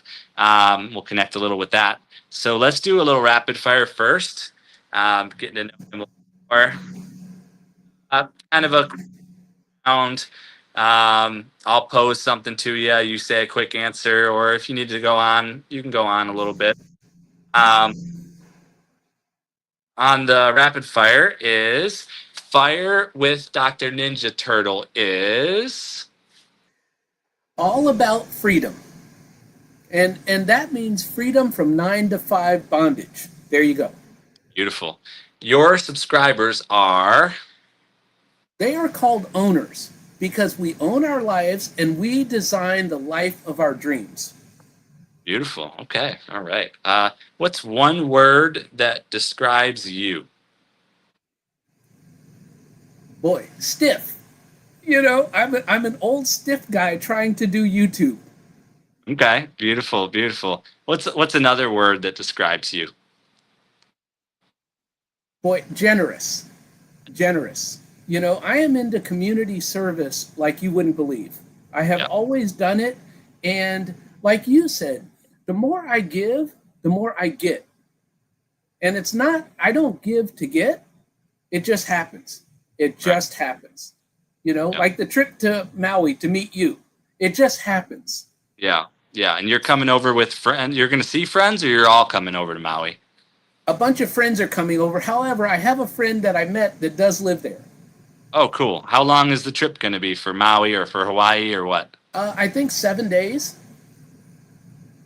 All right, yeah, we'll meet. We'll definitely meet up, and whatever that looks like, sit down for the coffee or a meal or something, or yeah, or like if I have time, like I could join you guys on something, some part of Maui or something. Who knows? So, Well, hey, there's going to be some whale watching. oh, nice. I've never done that. Welcome, oh so ravishing. Welcome, weekends with Nay. Thanks for being here. Okay. What about one thing that makes you happy? My motorcycle and fishing. That's two things. Those are two parts of my life. One, they don't cost me any money. And Right. two, I get immense pleasure out of both. I ride the motorcycles to raise money for charity. Yeah. Let's just say we have a sick baby that Mm, needs surgery. right. We all get together and we Mm, pay money to ride to raise right. money for that sick baby. Yep. Good See, idea. there's nothing that brings me more joy than Yeah, doing something like that. I like that. It's beautiful. All right. This should be easy. Cats or dogs? Well, I have a dog now, but I had a cat before this called Faith. Oh, And okay. so we had Faith and now we have Joy. Ah, perfect, perfect. This should be easy. Coffee or tea? Well, I should be drinking tea. There we go. And that's a should. I don't do everything I'm supposed to do because I'm just a regular guy. So I'm still drinking my coffee. Yes. However, I try to eat better, so I'm mostly vegan, except for my catfish. So I'm pescatarian. Vegetarian. There you go. Cool. Good, good. Favorite food? Catfish.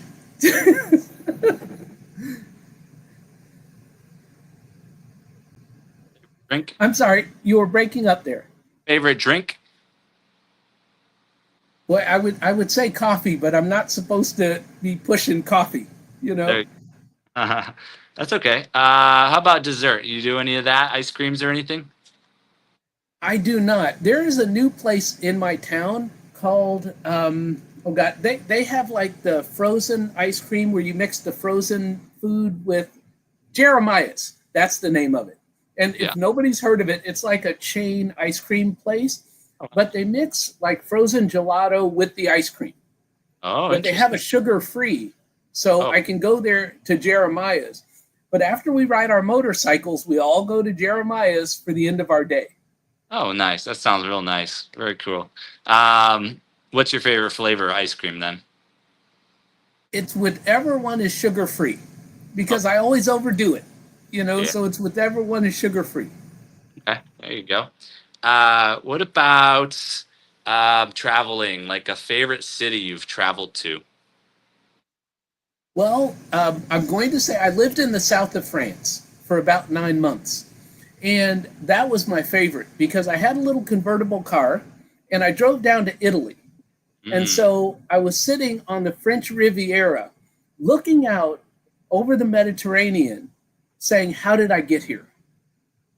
It's those kinds of experiences yeah, that have made me into who I am. I right. am so blessed. I am beyond blessed. Absolutely. Beautiful. Beautiful. Uh, there was a couple other places you had lived. If you could share some of those. I know the France was one of them. Where are the other places you've been blessed to have lived or been around? Well, and I tell you, I lived in Saudi Arabia. I had a job. I was there for 2.5 years. Yeah. And that was beautiful because every 3 months we had to fly to England to get our work visa renewed. So I got a week in England every Wow. 3 months for that 2.5 years. And so I met fabulous people both in Saudi Arabia and in England, Wow. But I will tell you the most beautiful place was Vermont. Vermont. Okay. I had a little boat and I got out on Lake Champlain Mm, and I fished all night. wow. Just a little $1,000 boat is all you need. Beautiful. That's what Fishy Things has, a little boat. He had an RV, little boat. So, so okay. Let's keep flowing. What's a country you'd love to visit? Costa Rica, and it just, there are many countries where people live and people move to, where they live frugally, or could live on a low income. Costa Rica is one of them. Costa And Rica, so I really want to go to Costa Rica. Thailand, and Vietnam's been coming up. Someone even said Portugal recently. Yeah, a number. Yes, Portugal is another one where they have a lot of American expats who have taken their money and moved there. There's a YouTube channel, Our Rich Journey, I'll say their name. They've got tons of subscribers. They retired early Yeah. and they moved to Portugal. And now they have a couple of rental properties in Portugal. Wow. And parts of Mexico. There's all sorts of places. And then in America, there's places too, like West Virginia. You're probably in one, Alabama, lower Yes, places. Okay. How about LGGG Love just went to Costa Rica last month? How about that? And Zai's in England right now. Uh, so how about a couple more rapid fires? Do you dance? I do not. I created some little video when I was in the airport going to Canada Yeah. for the 4th of July weekend. And so I decided to do a little like this, right? And that's the best I could do Yeah. because, one of the things about me is because I teach in colleges, I Yeah. have to be careful that I don't embarrass the schools. Right. That's true. I can have fun. I can have fun, but I do not want one of my colleges to see my YouTube channel and say this is not a good representation, Right. of our, institution. Yep. So I do tend to be a little bit stiff, and so yeah, but yeah, I'll dance if I'm by myself. Cool. You know, Perfect. I tell you, don't let MC Hammer start playing, and I will be up there dancing. What about, have you played any instruments, music wise? I have not. I have not. I tried instruments when I was young, Yeah. but yeah, I don't have a musical bone in my body. Yeah. There are other family members that do, but I don't. All right. Cool. Cool. What's a little bit of the popular culture stuff? Like any favorite music or TV shows or movies or anything you want to share? Well, no, but I will tell you this because I did not own a TV for Wow. 25 or 30 years. Again, that fight against advertisers trying to separate you from your money. Right. However, in our RV, we have two TVs. So I'm now back to watching TV Okay. because I'm no longer in that grind mode. Yep. So I do watch TV, but I only watch stuff like Columbo or Monk. Those are my favorite detectives. So I Oh, love the detective TV shows. And now cool. here's a fun fact about me. I watch on YouTube old time radio, like Dragnet Oh, and the old time detectives shows. I listen to the old radio shows. yeah. And so I do that while I'm grading students, and it's fabulous, just Cool. fabulous. So I'm just an old guy. Nice. Nice. Uh, all right. I think that's pretty good for the rapid fire. I'm going to drop the link in the chat for those of y'all who would like to come up here and ask questions or pose comments to Dr. Ninja Turtle. You can also drop in the chat any questions or comments. Welcome in High Country Homestead. Welcome, welcome. Appreciate you being here. LGG just subscribed to Dr. Oh, thank you, Hammer thank you. Time. That's right. I love me some Hammer Time as well. Uh, for doesn't want to get wild on here, I'll get a little wilder. Don't y'all worry. Okay. So I'm gonna keep asking some more of those questions. But yeah, if anybody wants to come up on stage and join us for questions or comments directly to Dr. Ninja Turtle, the link is there in the chat. I see Spouse Wife says Monk is awesome. Also try HIP doc. HIP. Oh, I've never heard of that. Also, thanks again for Spouse Wife, who gifted the day today to a Simple Family Lifestyle. Spouse Wife, I don't know if you knew that it's a Simple Family Lifestyle's birthday today. So how awesome that you were guided to gift the day and that we were able to have a Simple Family Lifestyle have their own day of celebration and support on their birthday. That's the universe for you. So. Well, and I want to give Spouse Wife a shout out. I found her channel, and she is so down to earth. And Yeah. that's what I want, and that's what I'm attracted to watching is Yep. people who are just down to earth, just showing themselves on YouTube. Yep. Because that's me. You're getting me. I'm not polished. I'm not flashy, right? One of the things, another thing about me is my thumbnails are not the best, right? They Right. weren't meant to be. They were meant to be easy and fun so that I have time freedom. Again, I'm not making YouTube a job. Right. Exactly. Exactly. Welcome in Monique Powell. Pow Pow Power Wheels. Welcome. Welcome. And then Simple Family Lifestyle said thank you, and Spouse Wife said so cool for what you just said, channel and all that. So very cool. Yes, indeed. And so let's ask a few more of these questions here. What about, have you ever been into sports at all, or no? Well, and I'm going to say no again. Again, we go back to this whole advertiser thing of people buy sports memorabilia or sports shirts or their hats for their favorite teams and that kind of thing. And again, they're trying to separate me from my money. Yeah. I'm very crazy. I'm very crazy about keeping my money. See, Right. so because I make very little money, I always have. I've always made very low income. And so for me, I don't do sports because I want to keep my money. Now, having said that, in Alabama, you have to pick one of the two colleges that are here, and you Yeah. have to be a supporter of one or the other. Oh And yeah. so all my neighbors, when we moved here, told us to pick a team. And so I picked one, and I actually have a jacket that was gifted to me for one Okay. of those college teams. So if you Okay. ever see me in my college sports jacket, just mind your business. Alabama or Auburn? Roll Tide? No. No, Auburn. Auburn. Oh, okay. That's cool.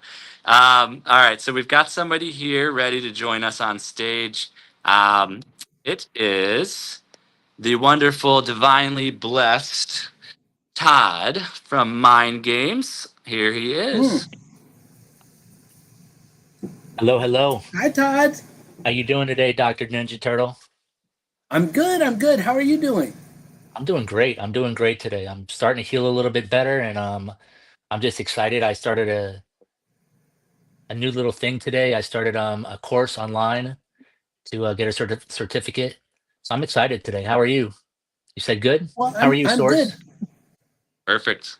Tell us more about the course. It's about there's with everything going on with AI. Hmm. Mm, So I'm taking a course from Google that's going to teach me how to do something called engineering. wow. And so it helps you get more money in a career in a field. It's going to be a discipline and a skill, and it also is a desired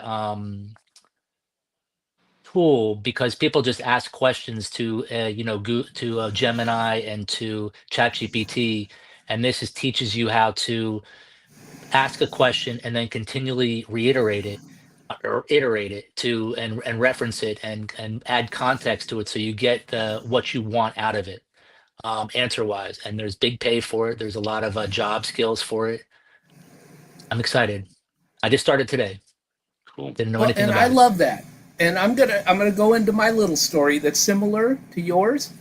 Is way back when I was fixing printers. I was into hardware and IT, and there was this little program that was free called Red Hat Linux. And back then, it was free. It was new. And I started teaching myself that new software. And I ended up doing that software as a career for the federal government. Mm, But it's all because somebody said, some young kid said, learn this new software. And it ended up being my career, which is what you're talking about. This could end up being your career. And I love it. I'm sorry, Source, I have to ask him another question. go ahead. Is who puts out this course? Because I need to learn exactly what you're talking about. Okay, if no, I'm kidding. Google, but you got to be Okay. careful because if you go look up the course, even through Google, they'll try to bring you something to Coursera, and Coursera is like a teaching tool that you'll have to pay a membership for, and then you'll still have to pay for the course. Google, you pay a monthly fee after 7-day trial, and it's the same course. Mm, Google teaches these courses. So there's two different ways to get it. If you just look it up on YouTube, you're gonna most likely find the Coursera version of it, where Google is putting you there. Like Google sponsors and works with Coursera, but they also have their own back called Grow with Google. And so if you need, I can send you the actual link to it and stuff like that. I've actually downloaded one of your PDFs. Oh, please do. My email is in my channel description. Source, that's Perfect. something I've learned in the last two Yeah. months is to put my email in my channel description. yes. So no, Well, that. please send that to me because one of my things is always be learning. Yep. You know, the one Me thing you too. learn with a PhD is how much you do not know. I have That's a what you PhD learn. in life. I don't have a PhD in the school, but I do everything. Like that's where my channel comes from. I don't. I'm not a professional of anything when it comes to mental health awareness, but I'm basically my own patient. I've gone through so much in my whole life, and instead of defining myself, I'm refining myself in my later years. I'm 54, going to be 55, November 2nd, when I started my YouTube channel. So I was going to start yesterday this prompt engineering, and I said, you know something, let me start on the beginning of my 10th month, which is today, as a YouTube content creator. So I keep it on the number two. Well, I want to thank you because this is a new idea for me that I had never heard of before. That's what I love the source about YouTube is Yeah. I learned things I did not know this course was available. You Yeah, know, they have a and whole bunch you of see all courses. these ads on YouTube. Oh, everybody over 40 is using just Chat GPT, like Right. Google, right? I don't know how to go deeper. I Mm, don't know how to go deeper than just Chat GPT. I just don't, and I want to. Well, there's the thing about it is ChatGPT is just a large language model, and Google's version of that is called Gemini. And then there's another two that I think, and one is going to be for Windows, like Microsoft has its own version. at What, Microsoft. what's it called again? Did you Co- say? Copilot, Microsoft Copilot. Copilot. Okay, so there's Yes. there's there's multiple different versions of it, but they're all they're all large language models where you put information in and they're learning. So people use search engines. These are like search engines on steroids, and if they give you answers, but they're also taking in your information and they're learning from it too. So you're not just getting an answer from them; they're getting their information from you, and then they're putting that with the whole aspect of everybody else that puts information in. That's why it's a large language model. It's learning from everybody else who's putting their information in. It will be live soon. It's not live yet. None of these things. They're like 2024, maybe the earlier stages of 2025, but they haven't made it live where you're asking one of these large language models a question and they're actually real time, right then and there, grabbing real time data. Yeah, They're the one grabbing. that I use, which is free, does not have anything after like 2023. It's always 2 years, behind because it's free, Right. right? But the other thing that I want to mention here is that with courses and things, there are free courses, maybe not in this particular area, from well-known colleges like Harvard and Yale and all these well-known colleges. They have free courses out there. Now, you're not going to get your degree from there, but you can learn a lot of things for free taking some of these free courses out there.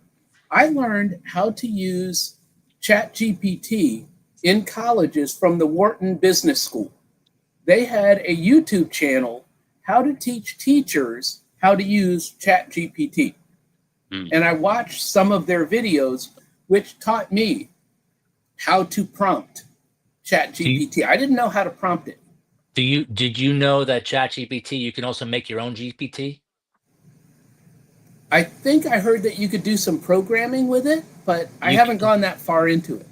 So you can put in all of your information that you have personally. If you buy the actual subscription, you can put all of your personal information in there. So whenever you ask a question to your GPT, it already has your name, your information, your data, what you look for, what you like, what you don't like. It might have your resume inside there. It has all this information inside there, so that when you're asking a question, or when your financial information, let's say you have a technique, you don't have to go and restart every single time on ChatGPT. What is your technique, and explain it to ChatGPT. You already have a GPT on ChatGPT, but it's your own personal one that has your information inside this, so that when you're asking it the questions, it now references all off of your information plus what the internet is offering it.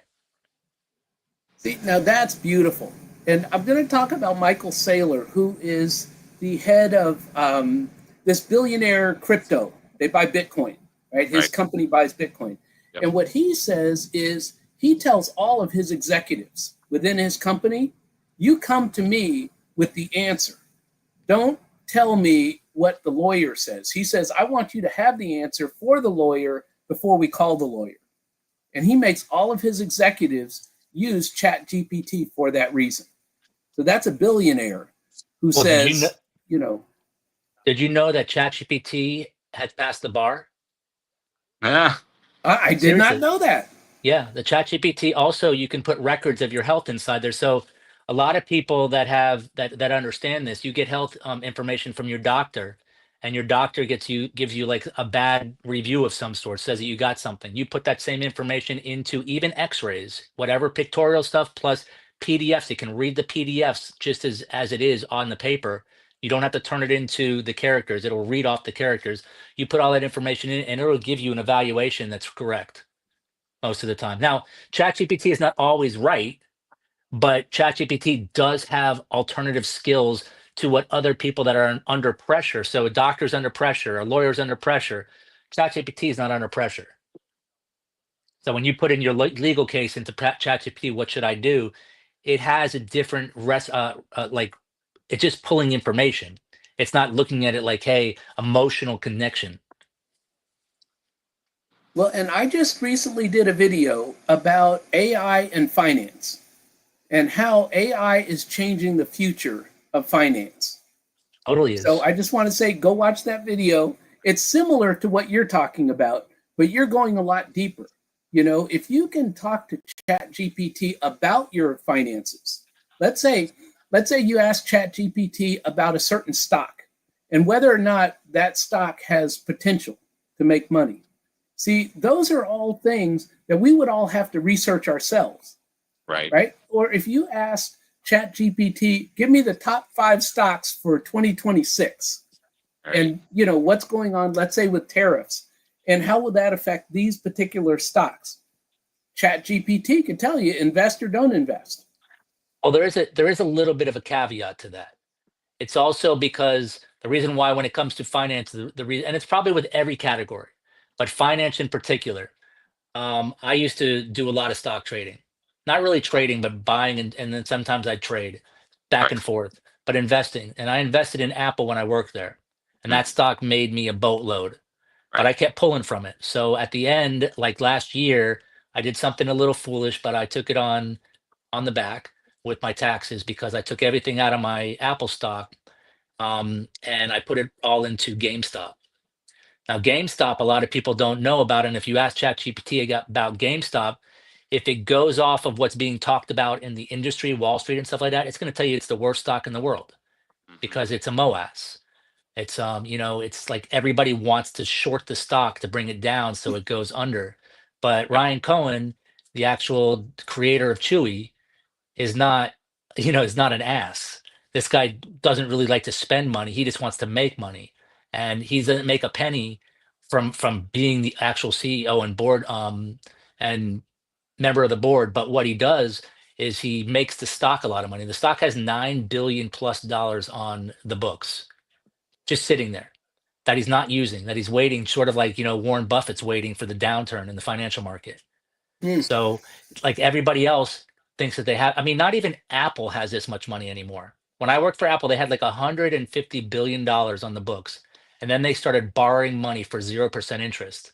And then the interest started going and they didn't pay it back in time. And now they're paying on their interest. Now they're still a number one company, but you look at a company like Nvidia. Nvidia is one of the companies that's supplying almost all of the AI information Mm-hmm. and chat, like, because of the GPUs. So all the stuff that you have with cryptocurrency and all the stuff that you have with AI is going through them, but they're doing something called round tripping, which is basically they're putting money into small companies and having those small companies that are AI designed to go and buy their product from them directly. So they're basically using their money to buy their own product through other companies. And now you look at if you want to call the top 7 companies, um, they're using AI. They're in a race to be Mm-hmm. who's the first and the best AI. But what's not, the people out here are not really realizing. Maybe you are, I am, maybe the sources, and maybe a few other people in the world. But there's going to be an AI boom. I mean, bust, because AI, there's not money coming back from these investments. They're billion-dollar investments with a couple $100 million coming back in return. I mean, you look at ChatGPT; it costs 19.99 a month. You'd have to have a lot of people running that software because it's free. So just like with the course I'm taking right now, I can go and get Gemini, $20 a month too.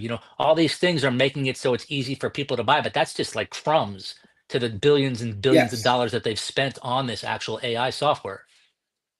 And this is like the lost leaders, right? They're Yep. giving away AI for free in the beginning to get us hooked, right? Right. And then they start, well, we're going to charge you $5 a month. We're going to charge like the music subscriptions.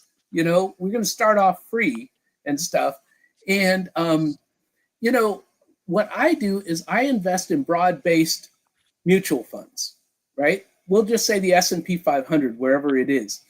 But because those top 7 companies have a disproportionate amount of the S&P 90%. 500, you're investing basically in more than just one company. So if something goes wrong, they'll pull a company out and put another company in, right? But I don't pick individual stocks personally because I am the worst stock picker in the world. If I Mhm. pick it, it's going down. It's going That's what I it's used to going believe down. too. That's what I used to Yeah. think too. The only one that made me money was Apple. Every other stock I went down on. If I would have taken all of my money and just put it into Apple, just keep putting my money into Apple, I mean, it wouldn't have just made me $500,000. It would have made me a millionaire. But I lived off of that. So I basically took my retirement already in my 40s. Yeah. Well, and I'm going to say, way back, I was from Silicon Valley. That's sort of where I started, Yeah. in the San Francisco Bay Area. many, many years ago, and I grew up there. But I never had the money to buy Microsoft. I never had the money to buy Apple. So I'm starting later in life Right. trying to build my wealth because I never had the money before. So a lot of people don't have the money to buy Apple or to buy Berkshire Hathaway. Right. Right. But I have a dream.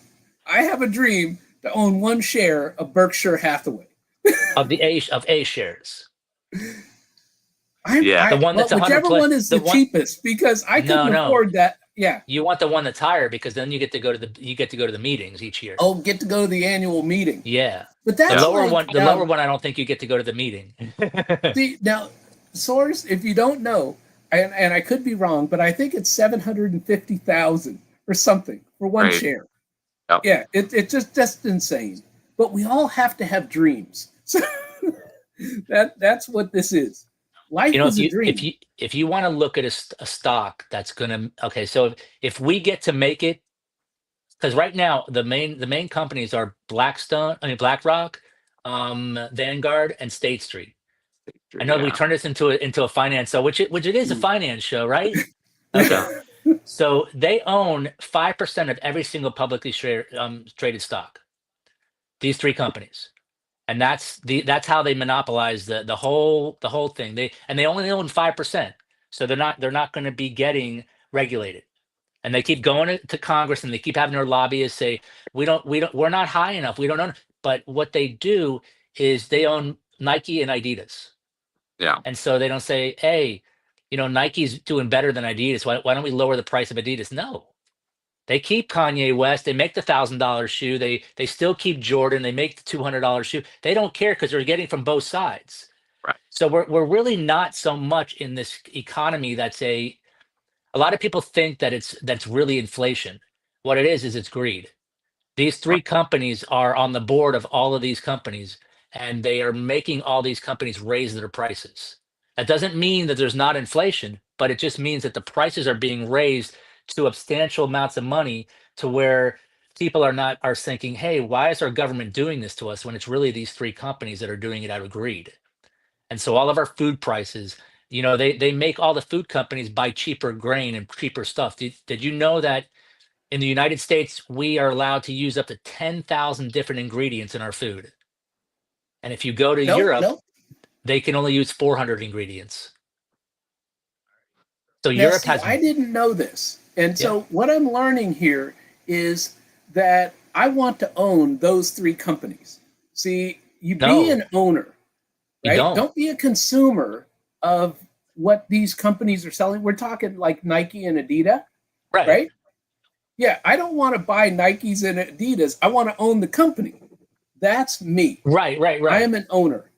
But the thing about it is that these companies, so private equity is a big part of this, and that's what happens is private equity runs the companies down to where they lose certain things. They deplete the company. So that's what they did to GameStop. I mean, if you really want to look at a stock, I'd love your input on what you think about GameStop. If you know how to look at a stock and look at it actually the fundamentals, not just as a trading vehicle, but you go look at the stock and you go see where it is. It's checking off all of the actual check marks. It has all the checks, and no other company has it. No other. A company that's close is Costco, is a good company. A lot of these companies, like Apple's not a good company anymore. Even though Ryan Cohen owns Apple, Apple is not like what it was when I was working there in 2004 to 2008.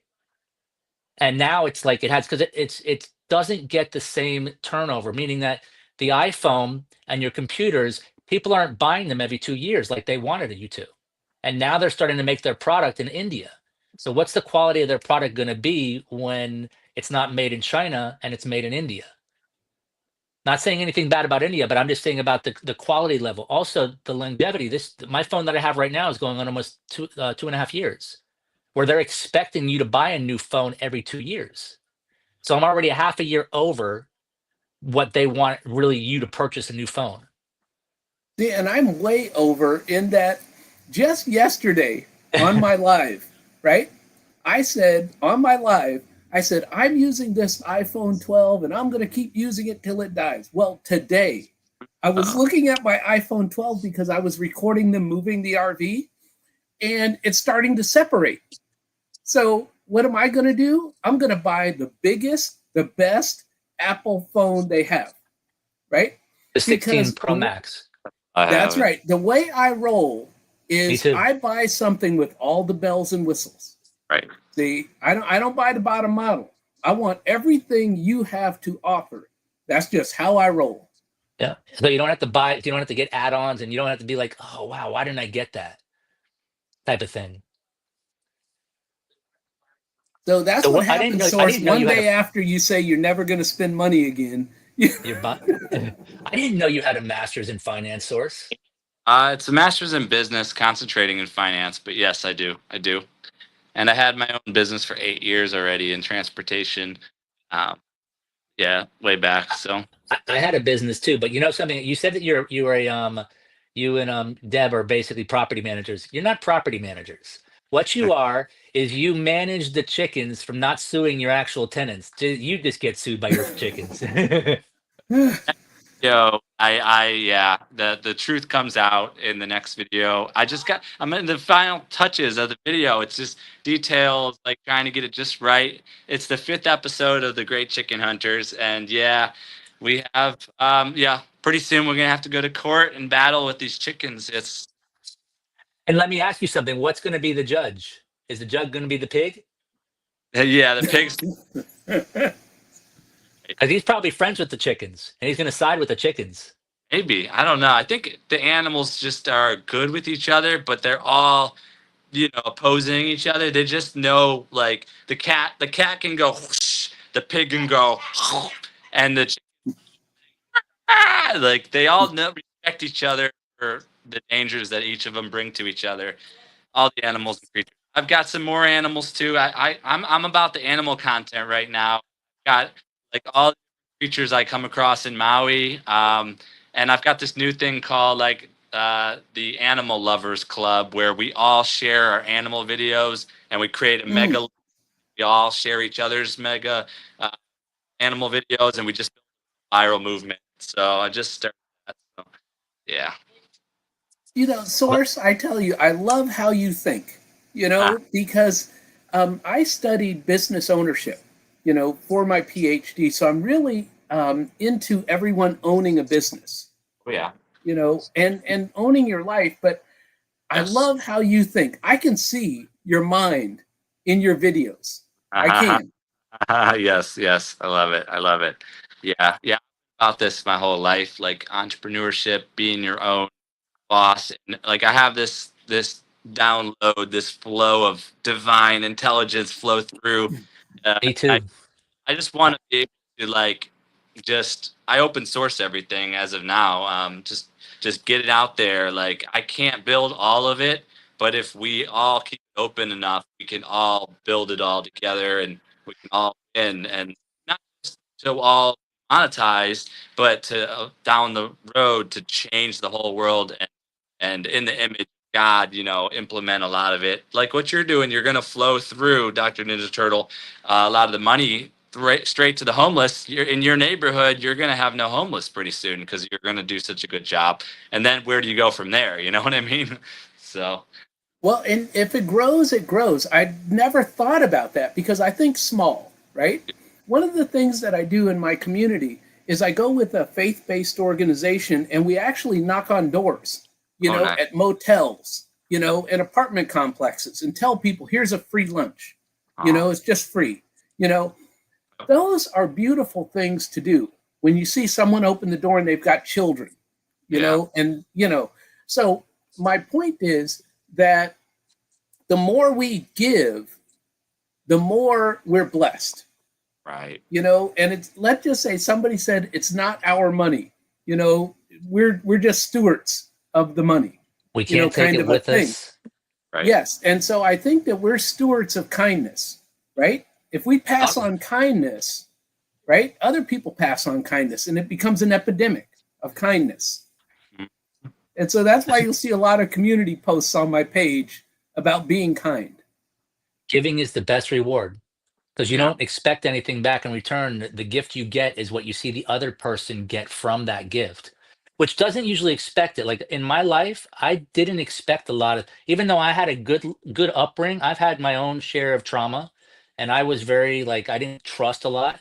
But now it's like I understand what it's like to give back in the sense of where my mental health awareness, what I'm learning about, is helping to offer to other people that are willing to venture into that stage of their life and say, you know something, I don't need to hide this anymore. There's a lot of people that are coming out with their own traumatic stories and stuff like that. I like to, like, with YouTube, they don't want you to talk about certain things. But when the whole thing happened with Texas and the flood, I looked up the backstory of it, and there's a company, Rainmaker, that was contracted by Texas, and they were doing cloud seeding the week of, and that was when the ARAD system went off. And so you had this weird storm, sort of look like a land hurricane. And so what I did is I talked about that, but then Yeah. what I talked about is like, how do we help the people that just went through this tragedy not have trauma afterwards, become like it's their life, be defined by it, even though it's, I mean, it's so hard to say how do you help them, but you help them by recognizing that they're not crazy. You Mm. help them by recognizing that it wasn't just a God-given storm. You recognize it by being there to help them. And so I know so many people that are on mission right now from church that are doing Mm. this wonderful thing, and they're seeing the trauma and tragedy. And then to really help them understand, like, why do these things happen by man? And you say, well, because our government and men that control the corporations, because it's the corporate government, want to take over certain things that they lost access to when we were inside war, which is like the lithium. You look at every single one of these places that this has happened to, the one main ingredient is lithium Mm. deposits. Same thing in North Carolina, lithium deposits. Pennsylvania, where they had the train derailment, and they, because what they do is they make the land eminent domain because they make it Mm. uninhabitable, and then like it's happening right now in the Palisades. You go look at the Palisades, Mm. and they're trying to take the land away from everybody because of 2028 they're going to be having the actual Olympics. So instead of it being intimate domain for something like that, they're using eminent domain for the Olympics. Huh. Because I was just going to talk about the Palisades fire and how tragic that was. I have a Yeah, lot of friends in yeah. LA, and I Thank go out thank there thank Gavin often. Newsom. Um, Thank Gavin Newsom and all the people that they turned the water off, and they turned they made it that it was really hard. This is what they do in our government. Like if you look at like Detroit and like Chicago, the really bad places, and places like in Alabama are really bad. Anything that's really run down, they've run it down so there's no like emergency rescue, or there's no first responder. And then what happens is the property taxes go low, and the city's in on this, and then the city allows the bigwigs, same thing that's happening in Maui right now. After that fire that happened, you have all the people that are buying up all of that property because those people, because the county or the county didn't provide them with upgraded electrical and stuff like that, none of them got insurance. So when they try to claim for their insurance that they were paying for every single year, the insurance company said, well, you guys weren't up to code. So they kept their insurance money. They never gave it back to the people. And then on top of that, they got the nail in the coffin with, if you want to say, where you don't get any money for your land. Now, how do you buy it back? You know, Yeah. it was just well, taken away from Source, you. tell us about how Maui is recovering. I De- mean, just sort of an update because it's been, a little while now. They don't even talk about it anymore, do they, Source? has been a little while. It's not great. It's not great. There's be like a few homes built since it all, and it's like the reaction, government reaction, and well, it wasn't good. It still isn't good. Um, there's all these little tiny structures just sitting, like they built hundreds or across the island, probably thousand, or more. These little tiny structures. I don't know enough detail. Deb's more had her hands on all that stuff, but I know personally. I work in local produce, and we help source 10,000 meals, I guess, a day. I'm forgetting now if it was 10,000 meals a day or 10,000 meals a month. But the way we all responded in local produce and eating was huge. Like what we did is we went direct to the farms. Our business is about buying from the local farms on Maui and across Hawaii.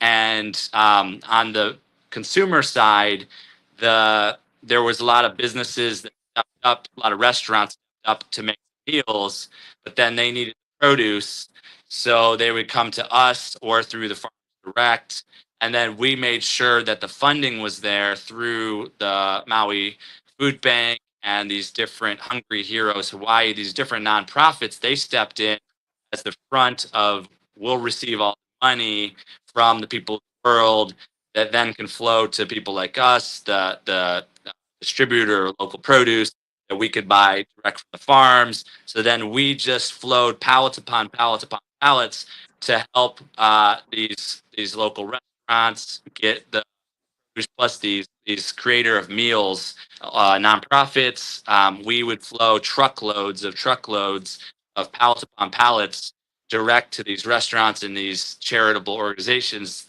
churches and such. They'd make the meals and they'd go out to the streets and give the 10,000 meals out in different creative ways. Uh, and so that was a big success. Like, the people of Maui stepped up. They got in boats and they boated supplies around the blockades to get the the diaper supplies and the food and everything to the people. So they had to bypass the blockades, one road in and out of Lahaina. So there was a lot of blockade. We had to, like, boat take supplies around and get it direct to people. Distribution points pop up and to help people. But a lot of those people, a lot of local Hawaiians, either left the island or moved to another part of the island. And a lot of those people that lived in Lahaina were workers, like blue collar or middle class. They worked in Lahaina at all those restaurants, at all those shops. Yeah, regular workers, huge workforce, like a big economy of supporting a lot of the tourism that came to Maui would go straight to Lahaina and stay in those resorts and go to those restaurants and go to those shops and go to beaches and all. So it was a huge part of our economy as an island.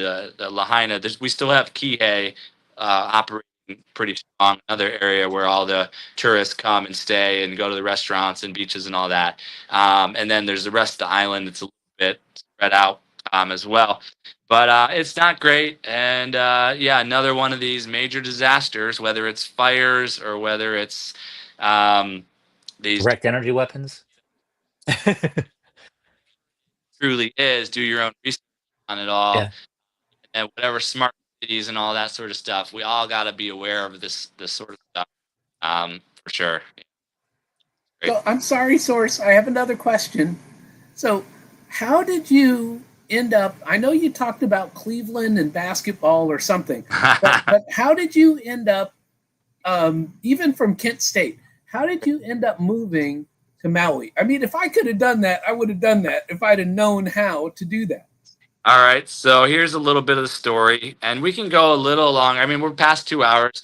I've shared this too on my channel, but long story short, yeah, I had a business in Kent, Ohio for 8 years.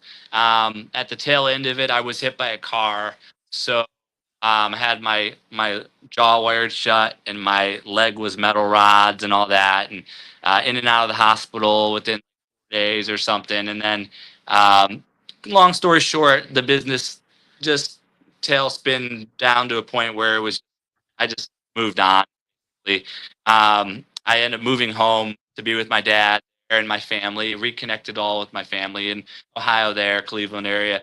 And there was 3 months I was home on my dad's couch, and he was battling some cancer, so it was really good for me to be there with him during that stretch. And he's good. He's doing good. And our whole family came together 3 full moons in a row when I was home, because like a grandmother, elder type of individual in our family had passed on each of those. And so our whole family came together those 3 full moons. So that was really good for that family bond, reconnecting and all that. And then I had met a woman online who lived in LA, or still lives in LA, and I ended up driving out and meeting up with her in LA. And I lived in LA for a few months, a handful of months.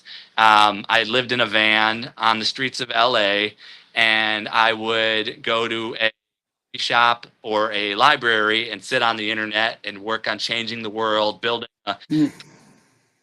network to change the whole world network like-minded individuals to build systems. I still doing that in the long run here, and I ended up traveling down the West Coast, California, Oregon. Met up with change makers, did permaculture, worked on the land, networked with about changing the world and bringing our projects together. And there was festivals and a lot of like sharing our visions and our blueprints and how could we get this done. And for months there, and I ended up landing in Ojai, California, which is a Mm. pretty cool small town up north from LA. And a little getaway town, and that's where Deb living there for like what 15 years or something Yeah. already. She living there for like 20 years basically. So I was there grounding into a small town, kind of relaxing for a second and helping an elderly woman with her shopping and with her computer needs and with her caring for her dog and her cat. Like I was getting my needs met by doing the internet and being in a town where I could like really be myself truly first time in my life, just like be one person and be simple living in small town.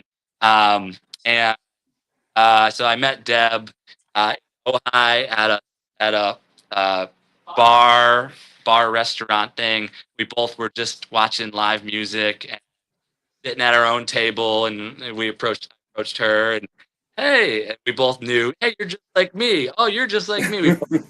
And then we just locked in and we ended up being at the bar for music like every week and going to different bar and music scenes for, off and on and just hanging out and just to like, we're just hanging out every day. And yeah, it's been how many years now? 10 years now. 10 years Deb and I have been together. Um, Congratulations. we've been on 2 hours, 22 minutes and 22 seconds.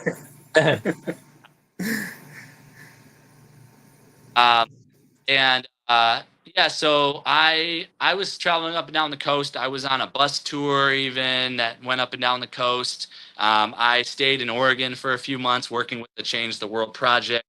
We created our own Mm. cryptocurrency, micronation with laws and how you can be part of our society and our new nation and our own currency, where we pooled our lands and our assets and our knowledge, skills, abilities, everything into our own nation. We have currency, and according to what you put into the society, you get currency to play in our society. And really fun blueprint that I still feel has a big piece going forward. The whole blueprint of it all. Maybe we'll all do that together. We're all really at that next level as a YouTube We family. better beat the government because they've already stolen that. They're kryptonite. They're making everything on the blockchain, Yeah, property, money, everything. So if we we can don't do beat them to it, that's going to be their their blueprint that you're just talking about. it as we the people as we go forward, as we step into that next level of land, and we are our own nation as a YouTube family, and all the things that come. It could be like we're all on land in a cluster of lands where we all have our own properties, and that we all have like there's certain to utilize to do that. And then yeah, but long story short, Oregon for a while, and there was a point where I was like,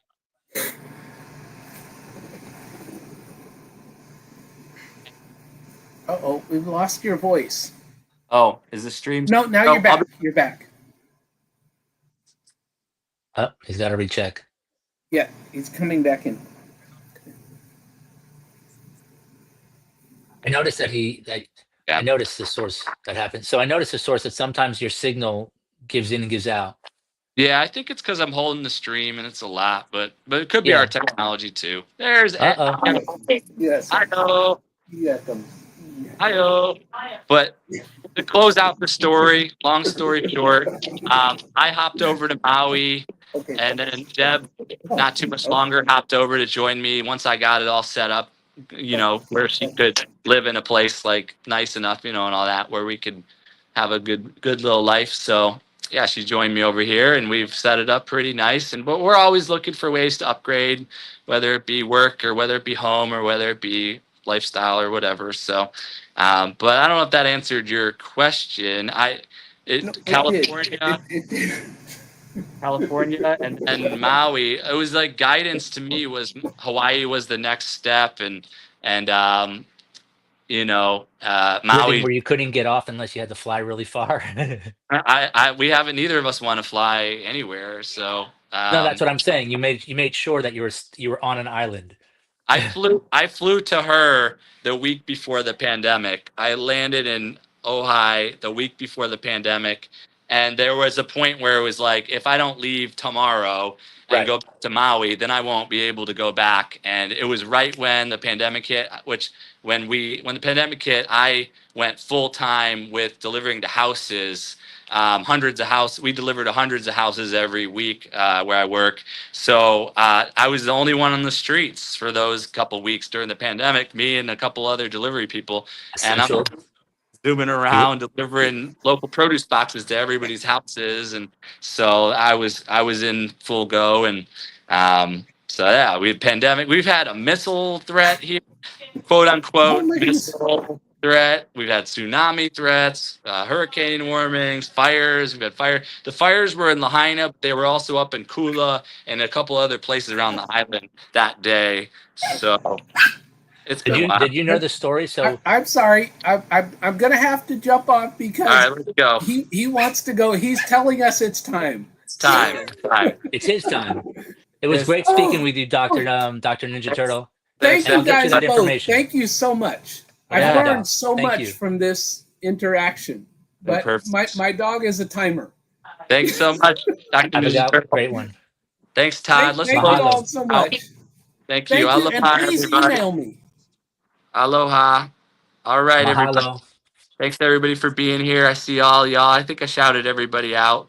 The Devon Doors story. That's right. We're married on a spiritual level. Yes, we are. Absolutely. Thanks everybody. I see all y'all. I think All Star Issy came in. Thanks so much for being here. Indeed. I'm just scrolling through to catch up on everything real quick before I close out. Aloha, aloha. Thanks, Andy Mon, Raw Fooded, Majestic Lion Eyes. See all the American Dowser, Lena, everybody, Isty, yes, indeed, High Country Homestead. Thanks, everybody. Thanks, Simple Family Lifestyle. Again, today's Simple Family Lifestyle Day. Support, support. Happy birthday, Simple Family Lifestyle. Tomorrow, birthday. support Spin Wheel tomorrow. See y'all tomorrow. Thanks, Todd. All Peace, right. brother. Aloha. How do you say Mahalo. it again? Have a divinely what? Have a wonderful, blessed, and divinely guided rest of your day or Saturday. Peace, Aloha. brother. Bye, all. Mahalo. Peace.